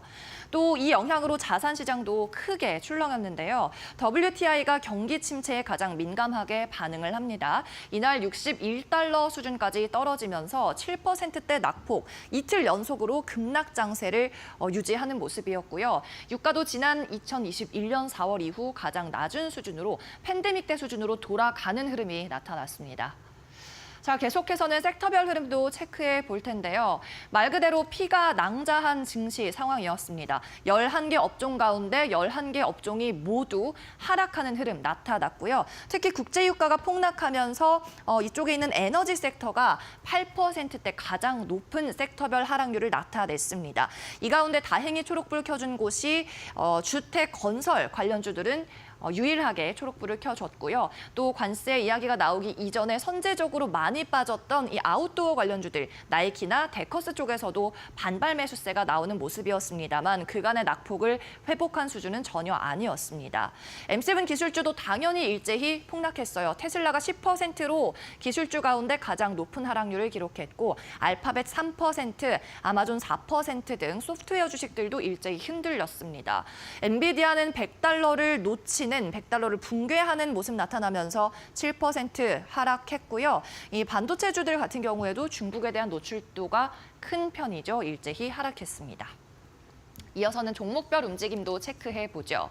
이날 중국 관세 영향을 너무나 많이 받았던 종목들입니다. 일단 테슬라 같은 경우에는 정치적 리스크에 더해서 이제 6월 로보택시 때는 주가 반등을 공개와 함께 주가 반등을 줘야 한다는 압박을 심하게 받고 있습니다만 CNBC 보도를 통해서 기술적으로 아직 이야기했던 수준까지는 도달 불가능하다라는 회의론이 확산했습니다.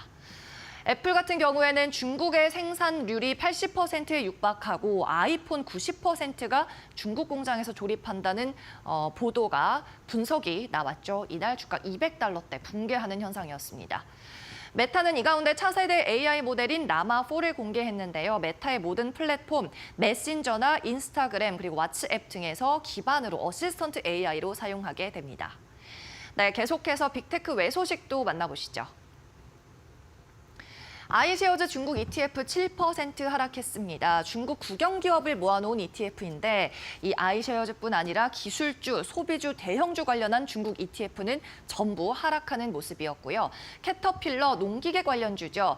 이 농민들의 소득이 줄어들면 농기계 수요도 감소할 것이기 때문에 그만큼 마찬가지 중국에 대한 고율 관세 부과 이슈 영향을 받았고요. 5.78% 하락하는 모습이었습니다. 네, 계속해서 윈 리조트입니다. 미국 업체인데 마카오의 카지노를 운영하는 업체들은 중국 당국의 규제를 직접적으로 받습니다.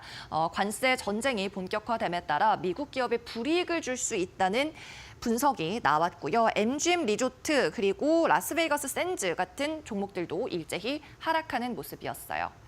이어서 다음 종목들도 확인해 보시죠. 쉘, 석유회사고 영국에 위치해 있습니다. 8% 급락 나왔는데요. 원유 가격이 나날이 폭락을 거듭하면서 쉘 주가도 영향을 받았습니다. 원유를 채굴하고 가스를 생산해서 판매하는 기업이다 보니까 유가가 떨어지면 영향을 받을 수밖에 없는 구조입니다.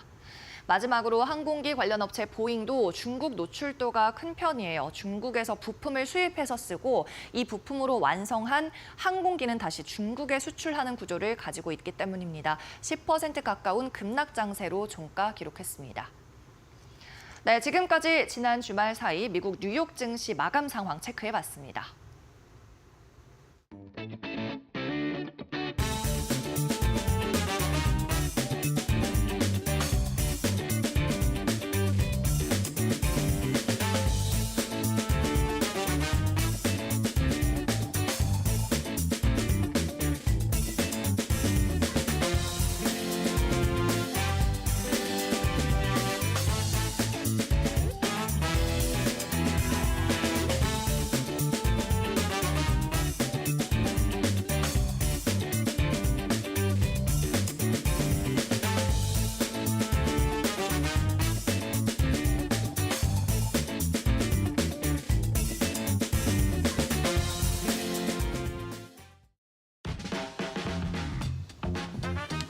네, 여러분 주말 잘 보냈습니까?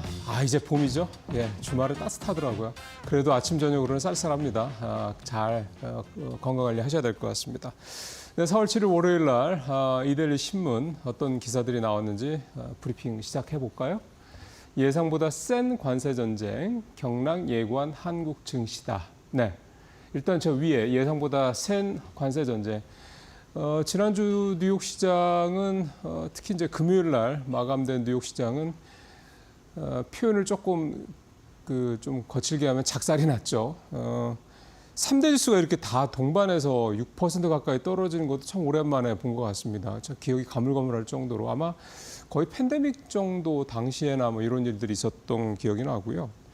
이틀 동안 S&P 500, 그다음에 나스닥, S&P 500 10.5%, 나스닥 11.8%. 나스닥 같은 경우는 이제 기술적 조정이 아니라 이제 조정장, 약세장에 들어갔다라고 이제 20%가 넘었으니까 이제 전고점 대비 S&P 500도 이제 그 길을 좀 따라가고 있는 거고요. 일단 지수상으로 보면은 굉장히 패닉셀링에 빠질 만한 상황으로 충분히 좀 볼 수가 있습니다. 반면에 지난주 전체적으로 코스피는 마이너스 3.6%이긴 한데 코스닥 마이너스 0.9%. 또 지난주 금요일 날은 오히려 또 좀 우리 시장 굉장히 괜찮았죠. 코스피도 급락을 했다가 낙폭 계속 줄이면서 마감이 됐고 코스닥은 오히려 이제 플러스로 돌아서는 모습을 보였고요. 어쨌든 반복되는 모습이긴 한데 우리 시장은 뭐 떨어져도요 오후장에 가서 낙폭 회복하거나 이런 어떤 좀 이거를 이제 견조하다라고 표현을 해도 될 것 같습니다. 이제 다른 나라와 특히 미국 시장과 비교를 하면요, 일본 그 니케이 지수 요즘에 계속 좋지 않죠.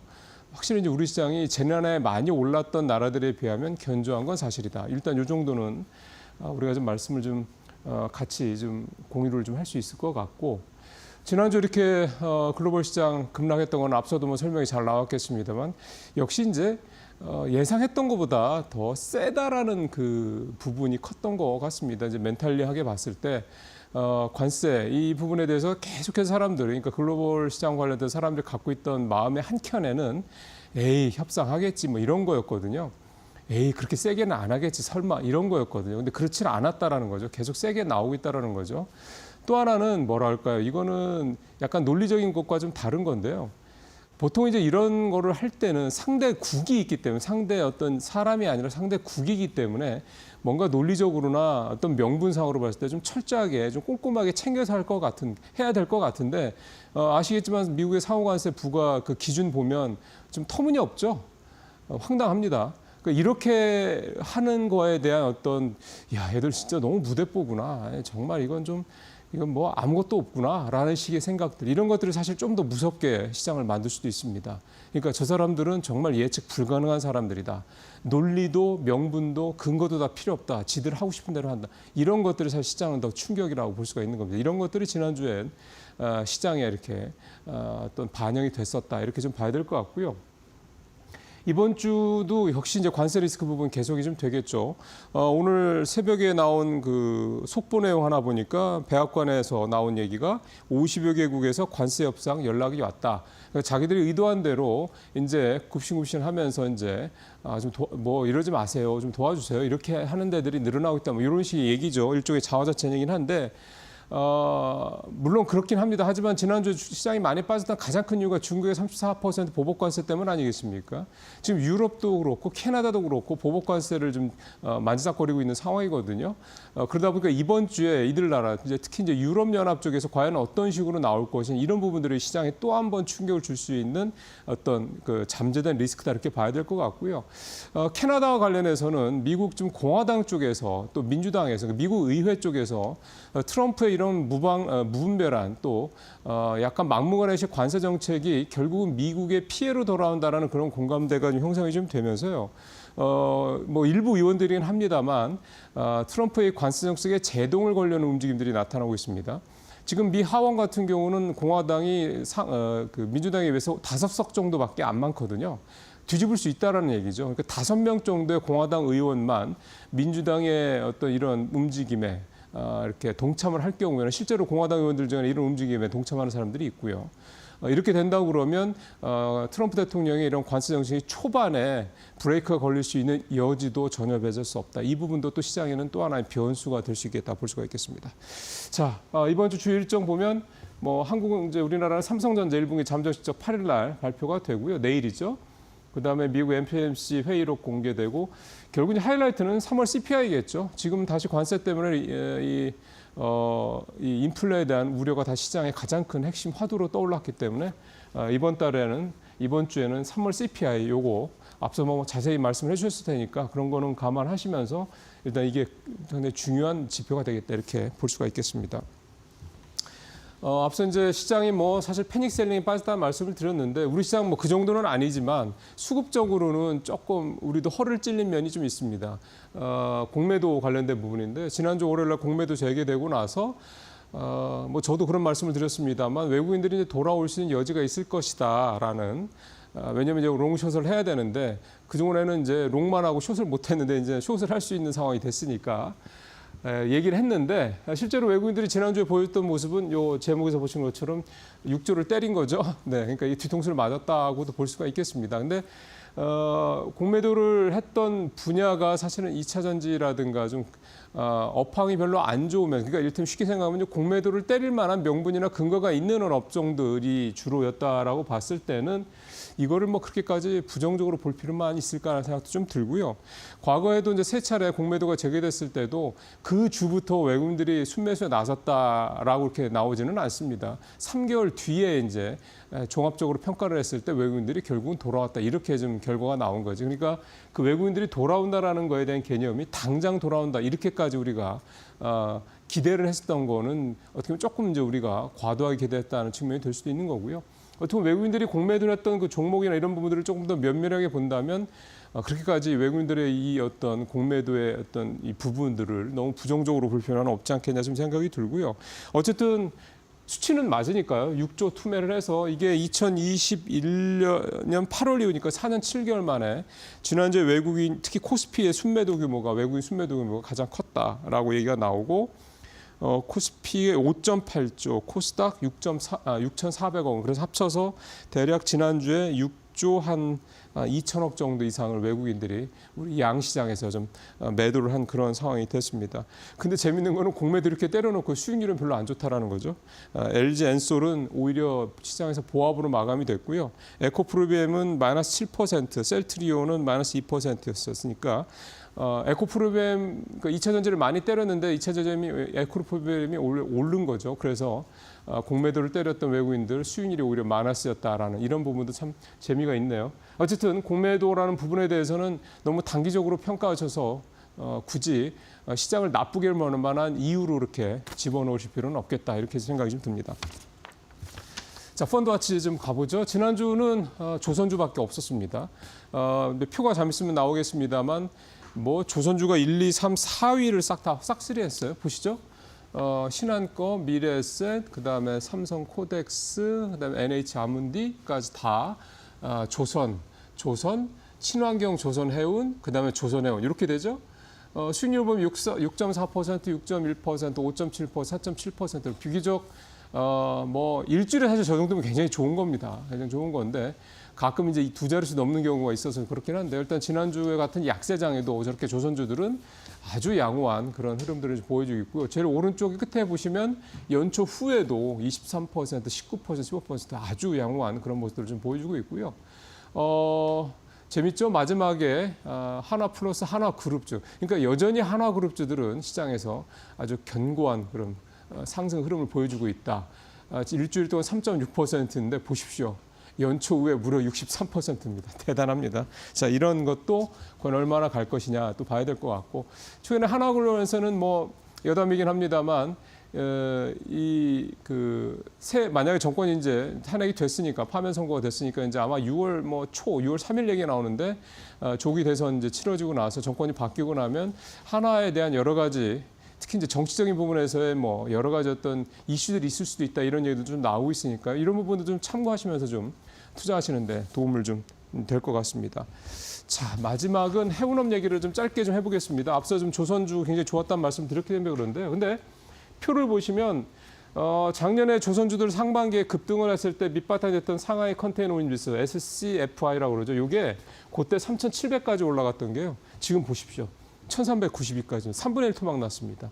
그러니까 이렇게 떨어졌던 게 결국 이제 트럼프 때문인데 지난주에 시작된 것처럼 관세 전쟁이 격화돼서 그게 글로벌 물동량을 떨어뜨리고 그렇게 되면 당연히 해상 운임이 떨어질 테니 이제 이런 부분들이 이제 운임지수에 이렇게 좀 추가가 되는 건데 실제로 저 해운사들 주가가 좀 요즘에 약간 부진한 모습도 그런 거가 될 수도 있겠고요. 다만 이제 이게 조선주 쪽으로 봤을 때는 운임지수가 떨어져도 그러니까 작년에 조선주들을 끌어올렸던 이유가 반대로 좀 가고 있어도 그러니까 악재가 좀 되고 있는 상황에도 불구하고 지금 조선 같은 경우는 뭐 호재들이 워낙에 많죠.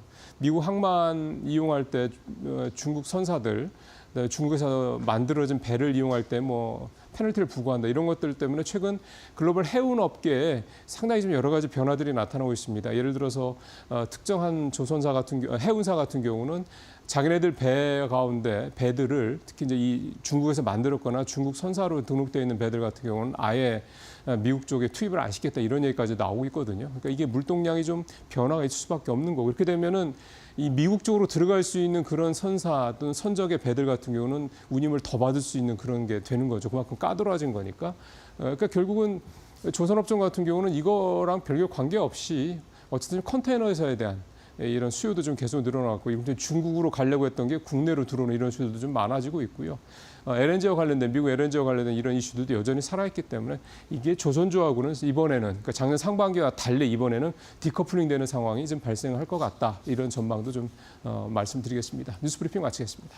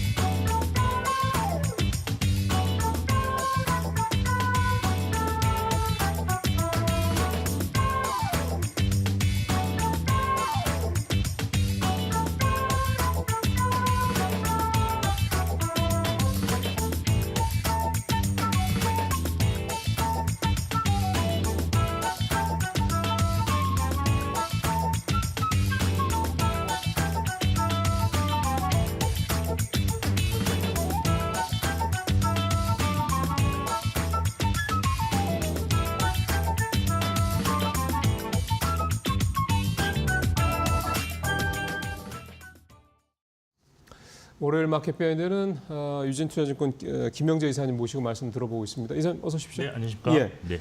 지난주 굉장히 좀 우리는 비교적 견조했다고 해도 우리도 좀 많이 떨어졌습니다. 네. 뭐 미국 시장 생각하면 우리는 그나마 좀 낫다라고 봐야 되나요? 어떻습니까?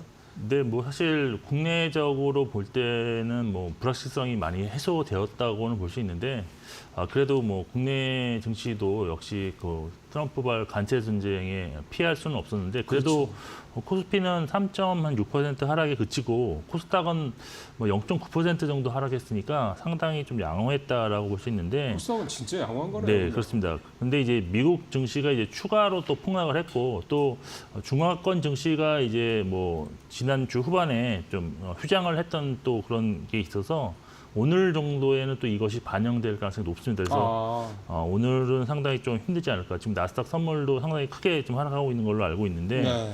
상당히 좀 힘든 날이 될 수도 있는 그런 상황입니다. 오늘은 네네.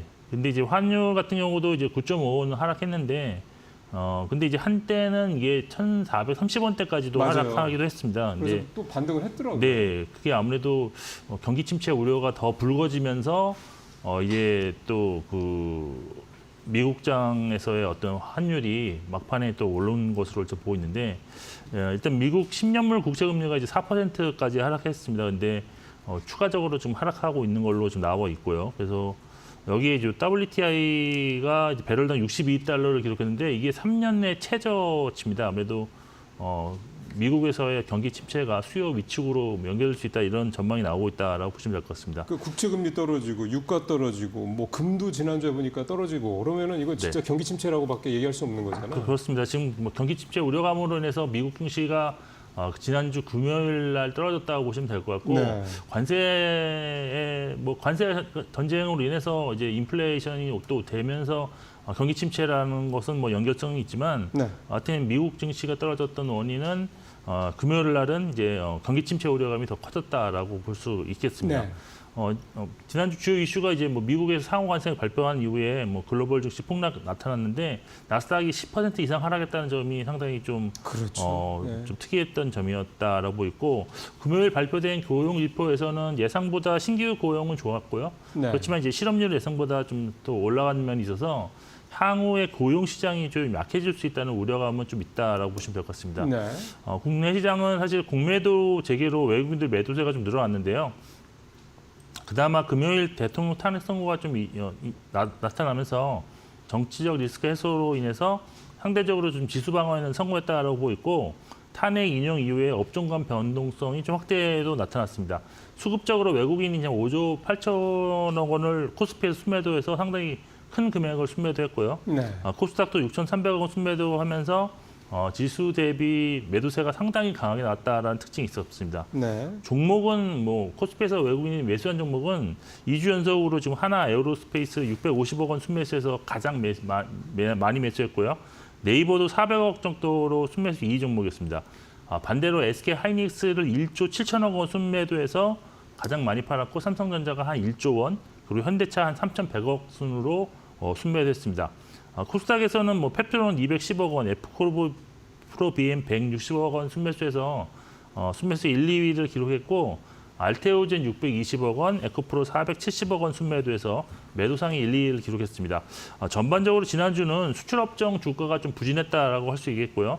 내수업종 및 제약 바이오 업종에 상대적 강세가 있었다라고 보시면 될 것 같습니다. 네. 이번 주가 삼성전자 실적 발표도 있고 미국 CPI도 나오고 있고 이번 주도 뭐 만만치 않아 보입니다. 네, 그렇습니다. 뭐 가장 뭐 큰 것은 지난주 미국장 폭락에 오늘 국내 시장도 반영할 네. 가능성이 있다 요거 있는데 일단 8일 날에 이제 삼성전자 1분기 실적이 발표되는데 오늘 이제 LG전자가 이제 1분기 실적 발표하면서 이제 시작신이 본격적으로 시작되는 상황입니다. 현재 그 삼성전자 1분기 영업이익 컨센서스가 한 5조 1천억 원 정도로 되어 있는데요. 그런데 가장 최근 리포트를 발간한 증권사에서는 한 5조 8천억 원까지도 예상을 하면서 어닝 서프라이즈 기대감을 그게요. 높였는데 1분기인데도. 네, 근데 이게 1분기가 실적이 바닥이라는 것은 거의 공감대가 형성되어 있기 때문에 네. 저는 뭐 주가에는 뭐 이게 높게 나오든 낮게 나오든 긍정적인 이벤트가 되지 않을까라고 기대를 하고 있는 상황이고요. 예. 그리고 이제 10일에 이제 FOMC 의사록과 미국 3월 소비자 물가지수 발표되는데 전월 대비 소폭 상승할 것으로 좀 예. 지금 예상되고 있습니다.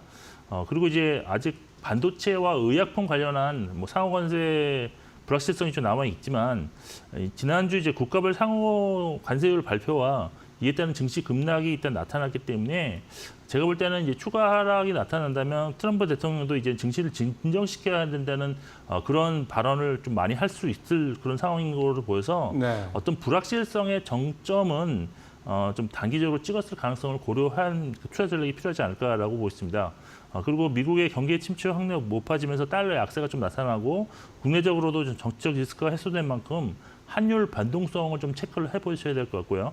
그리고 외국인의 매매 방향성도 좀 주목을 하셔야 할 필요가 있을 것 같습니다. 네.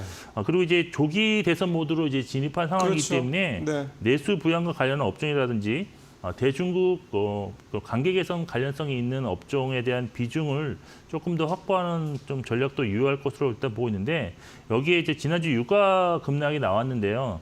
이래서 유가 하락 시 수혜가 기대되는 유틸리티 업종에 대한 단기 관심도 좀 필요하지 않을까라고 보고 있습니다. 아예 조기 대선 얘기로 바로 들어가 보죠. 이게 대선 이제 시작이 되면 대략 6월 3일 얘기가 지금 아주 굉장히 유력하게 나오거든요. 네. 그러면 이제 정말 2달 조금 안 남은 건데 뭐 투자 전략을 좀 어떻게 가면 좋을까요? 대선 전에는? 네, 일단 투자 전략은 지난 그 박근혜 대통령 탄핵 인용 이후 어떤 흐름이 나타나는지를 그렇죠. 좀 참고를 많이 하시면 좋을 것 같은데 네.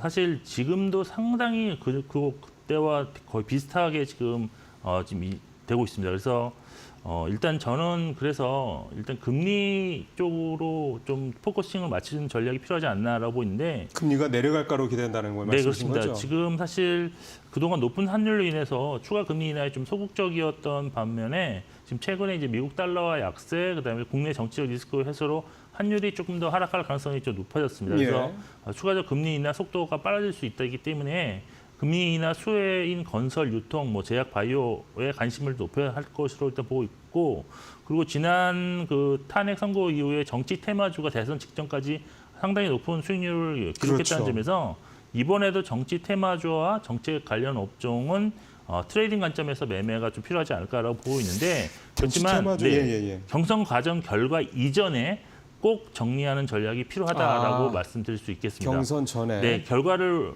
예측하지 마시고 항상 경선 이전에 많이 올랐으면 매도해서 대응하셔야 된다라고 말씀드릴 수 있겠고 정치 테마주 중에 예를 들어서 뭐 이재명 테마주 이런 것들은 그동안 이미 많이 올랐잖아요. 네, 그렇습니다. 근데도 지금 근데 저는 경선까지 이제 또 간다. 갈 수도 있는데 문제는 그럼 이재명 테마주보다는 지금 지난주 금요일에 나타났지만 오히려 이재명 테마주는 오히려 좀 하락이나 좀 조정이었고 올 상대편 국민의힘 관련 주들이 대거 상한가를 겪었습니다. 그 이유는 아무래도 그동안에 지금 어떤 주가에 대한 상관관계가 좀 이렇게 좀 뭐랄까 손이 좀 덜 탔다든지 아니면 아직까지 더 오를 수 있다는 기대감이 더 많아지는 거기 때문에 제가 볼 때는 어떤 그 지지율이라든지 이런 거 변화에 따라서 상당히 좀 등락을 반복하지만 좀 지지율이 낮은 그런 테마에서 높아지는 그런 쪽이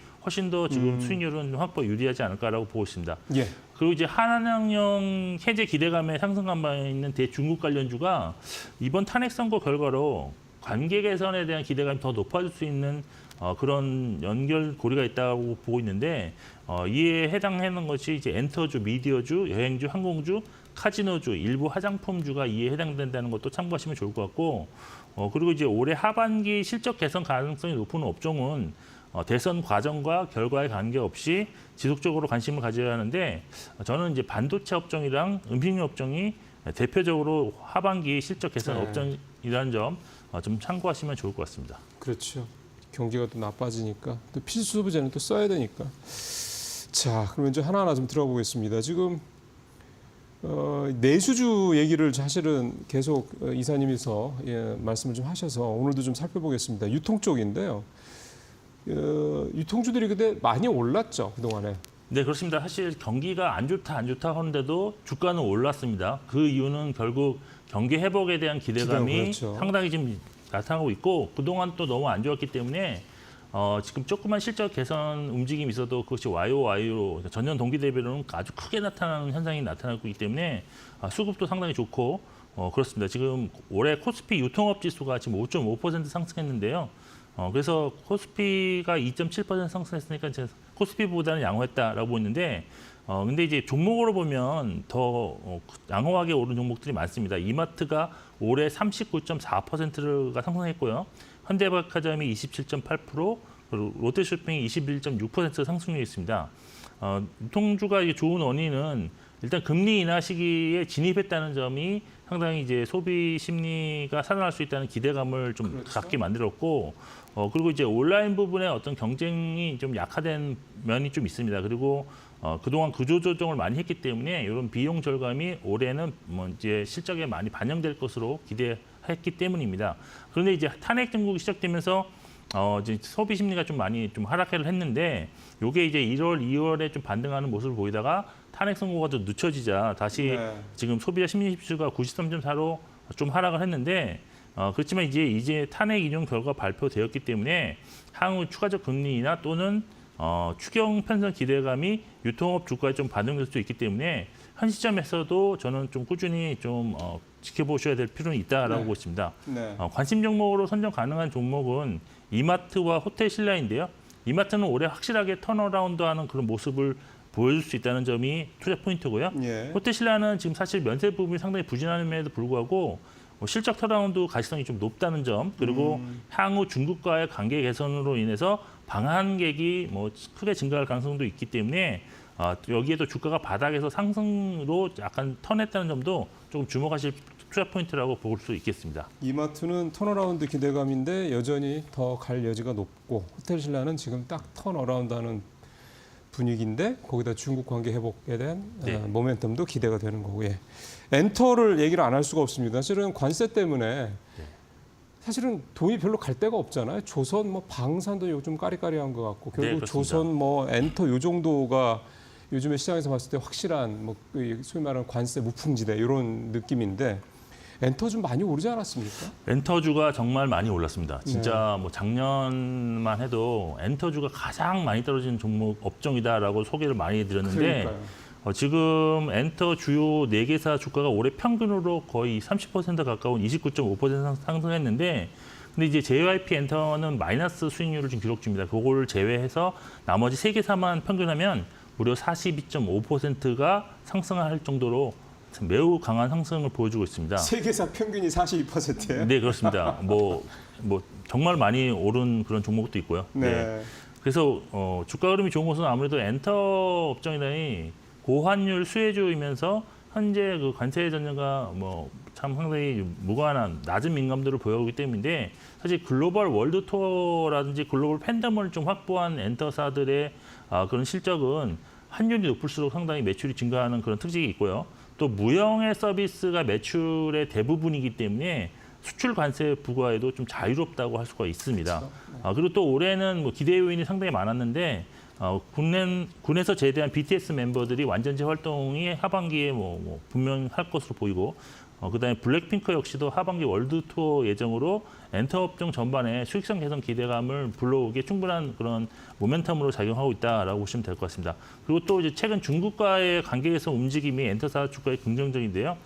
중국이 사실 내수 부양을 위해서 지금 월드 투어 대규모 콘서트를 뭐 유치하려고 하고 지금 있는 상황인데, 여기에 이제 글로벌 확실한 팬덤을 보유한 K-팝 아티스트들이 이제 여기 들어간다면 확실한 보증 수표를 볼 수 있는데, 이제 대통령 탄핵 인용 선고가 이루어짐에 따라서 올해 5월경에는 공연 허가 소식이 나오지 않을까라고 기대하는 분위기입니다. 사실 이러한 재료들이 주가에 상당히 많이 반영이 되어 있는 상황인데요. 따라서 만일 관세 전쟁이 좀 약해지는 모습이 나타난다면 오히려 다른 경기 민감 업종으로 투자 심리가 이동될 수 있는 그런 가능성도 있습니다. 그렇기 때문에 엔터주 투자 전략은 하반기 좀 확실한 모멘텀을 보유한 종목 위주로 좀 짜시는 게 좋을 것 같은데, 그럼에도 불구하고 단기적으로 과거 중국 공연에 강점을 지닌 SM을 좀 무시할 수는 없는 상황입니다. 중국 공연이 많이 시작된다면 SM의 어떤 주가 밸류에이션 산정하는 그런 PER 배수가 할증이 될 수 있는 상황이기 때문에 트레이딩 관점에서의 SM은 반드시 좀 눈여겨보실 필요가 있는 종목이라고 말씀드릴 수 있겠습니다. 그러니까 하반기의 모멘텀은 하이브 YG, 네. 그다음에 SM은 중국 관련해서. 네. JYP 엔터가 제일 요즘에 부진한 이유를 알겠네요. 알겠습니다. 자, 이제 기술적 분석을 통해서 좀 가보죠. 요거 일단 전체적인 상황부터 좀 보면은요. 네, 일단 전체 시장 상황부터 점검해 보면 코스피는 아직 상승 추세를 유지 중이긴 하지만 추가 하락 시에는 추세가 이탈될 가능성이 좀 높아졌다고 볼 수가 네, 있겠고요. 네. 그리고 아쉽게도 코스닥은 추세를 이탈해서 다시 기술적 약세장에 진입한 상황으로서 만일 여기 이번 주에 급반등이 나오지 않는다면 상당히 좀 보수적으로 접근해야 되는 그런 걸로 좀 상황이 좀 바뀌었다고 좀 말씀드릴 수 있겠습니다. 그리고 업종별로 코스피에서 신규로 추세가 상승 전환된 업종은 없었고요. 오히려 하락 전환한 업종이 섬유의료, 화학, 전기전자, 의료 정밀 업종이 있었습니다. 그리고 아직 하락하지는 않았지만 하락 전환 가능성이 있는 업종은 운송주가 대부분인 운수 창고업이었다라고 볼 수 있겠고요. 코스닥에서도 뭐 신규 상승 전환 업종은 없었고 하락 전환 업종은 금속, 일반 전기전자 업종이 있었고 하락 전환 가능성이 있는 업종은 기타 서비스, 비금속, 기타 제조 업종으로 전반적으로 보면 코스닥, 코스피 모두 추세 하락 전환을 목전에 둔 업종이 많아서 시장이 매우 어렵다는 걸 알 수 있었습니다. 50개로 좀 좁혀보면요. 네, 시총 50위 이내 종목에서는 일단 신규로 추세가 확인 전환된 종목은 코스피에서는 없었고 삼성전자, 포스코홀딩스, 카카오, 삼성전기는 눌림목 구간에 있다고 보시면 될 것 같습니다. 그리고 코스닥 50위 안에서는 펩트론과 CJ ENM, 메디톡스, 메지온 등 신규로 상승 전환 확인된 종목이 좀 많았다라고 보시면 될 것 같고 레인보우 로보틱스와 오스코텍은 지금 눌림목 구간에 있는 종목이었습니다.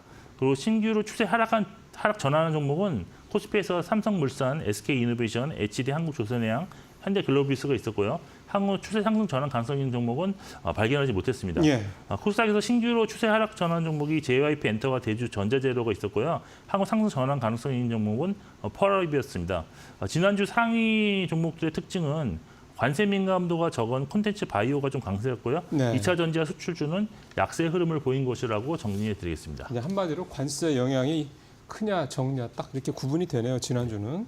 자, 유망 종목 또 오늘은 어떤 종목도 준비하셨습니까? 네, 오늘 세 종목인데요. 첫 번째 종목이 한국전력입니다. 한국전력은 네. 아무래도 최근 유가 하락에 따른 기술적 반등이 좀 나타날 수 있는 그런 구간인데 현재 그 눌림목 구간에서 반등을 좀 시전 중이다라고 보시면 될 것 같습니다. 수급적으로 보면 2월 이후에 외국인이 600억, 그다음에 기관이 230억 순매수해서 양호하다라고 볼 수 있겠는데요. 산업력 전기료 인상 및 유가 하락에 따른 비용 절감으로 이익 성장 구간에 진입했는데 현재 주가는 PBR 0.3배 수준이기 때문에 조금 더 관심 있게 지켜보실 필요가 있다라고 판단하고 있습니다. 예. 두 번째가 이제 스튜디오 드래곤인데요. 기술적으로 보면 지난 2월 추세 상승 전환 이후에 상승 흐름을 좀 이어나가고 있는 그 상황인데 수급적으로도 외국인이 지금 110억 원 2월 이후에 110억 원 순매수, 기간 390억 순매수로 양호하다라고 할 수 있겠습니다. 일단 수년간 감소했던 드라마 제작 편수가 올해 전년 대비 7편 증가한 25편으로 매출 성장을 기대할 수 있고요. 또 중국 시장 재개방 시 최대 수혜가 예상된다는 점에서 최근 중국 관계 개선 기대감이 나타나는 구간에서 관심이 좀 필요한 종목으로 일단 판단을 하고 있습니다. 그다음에요. 그리고 이제 마지막으로 이제 메디톡스인데요. 메디톡스가 이제 기술적으로 작년 11월에 이제 추세 하락 전환 이후에 이번 달에 다시 추세가 상승으로 전환한 종목입니다. 수급적으로는 뭐 2월 이후에 기간이 150억 순매수했지만 외국인은 한 100억 정도 순매도했기 때문에 아직까지 수급 상황은 좀 혼조세다라고 볼 수가 있는데 일단 실적으로 보면 1분기 흑자 전환한 영업이익 한 37억 원 정도가 컨센서스인데요. 실적 턴어라운드에 대해 성공한 이후에 매분기 실적이 증가할 것으로 일단 기대하고 있는 상황입니다. 특히 이제 국내 의료 관광이 상당히 많이 증가했던 걸로 네. 나타나고 있는데 이것에 대한 수혜 조회는 동시에 또 브라질에도 수출을 많이 하는데 브라질 의료 관광 수요가 증가할 것으로 기대되는 만큼 향후 뭐 대중국 관계 개선 수혜주에 포함될 수 있는 그런 종목이라고 할 수 있겠습니다. 그 브라질은 그 보톡스를 몸에 맞는다면서요. 그래가지고 보톡스 그 주입량이라고 그래야 됩니까? 사용량이 네. 이 얼굴에 맞는 것보다 뭐 훨씬 높다. 그래서 이제 매출 사이즈가 더 크다 뭐 이런 얘기도 하더군요. 메이톡스는 또 사실 그동안에 주가를 계속 좀 이렇게 발목을 잡았던 게 그 소송 이슈잖아요. 정부와의 소송 이슈 이런 부분도 좀 어느 정도 좀 이제 해지되고 있다 이렇게 봐야 됩니까? 그게 이제 비용 측면에서 뭐 상당히 좀 분기별로 들어가는 비용이 줄어들 것으로 보고 있기 때문에 네. 그런 면이 이제 실적 추정치에 많이 반영되었을 것으로 보고 있습니다. 그러면 이제 네. 그런 것까지 다 반영이 됐다 그러면 이제 웬만한 악재들은 좀 다 이렇게 해소가 되고 있다 이렇게 좀 봐도 될 것 같습니다. 이사님 말씀 잘 들었습니다. 네. 앞서 이제 이사님도 오늘 장이 되게 걱정스럽다는 말씀을 하셨는데요. 일단 뚜껑도 열어보겠습니다. 우리가 장 초반에 안 좋았다 후반에 계속 좀 이렇게 낙폭을 줄이는 모습들을 계속 보이고 있기 때문에 오늘도 좀 그런 우리 시장의 견주한 뒷심을 좀 기대를 해보겠습니다. 잠시 후에 뵙겠습니다.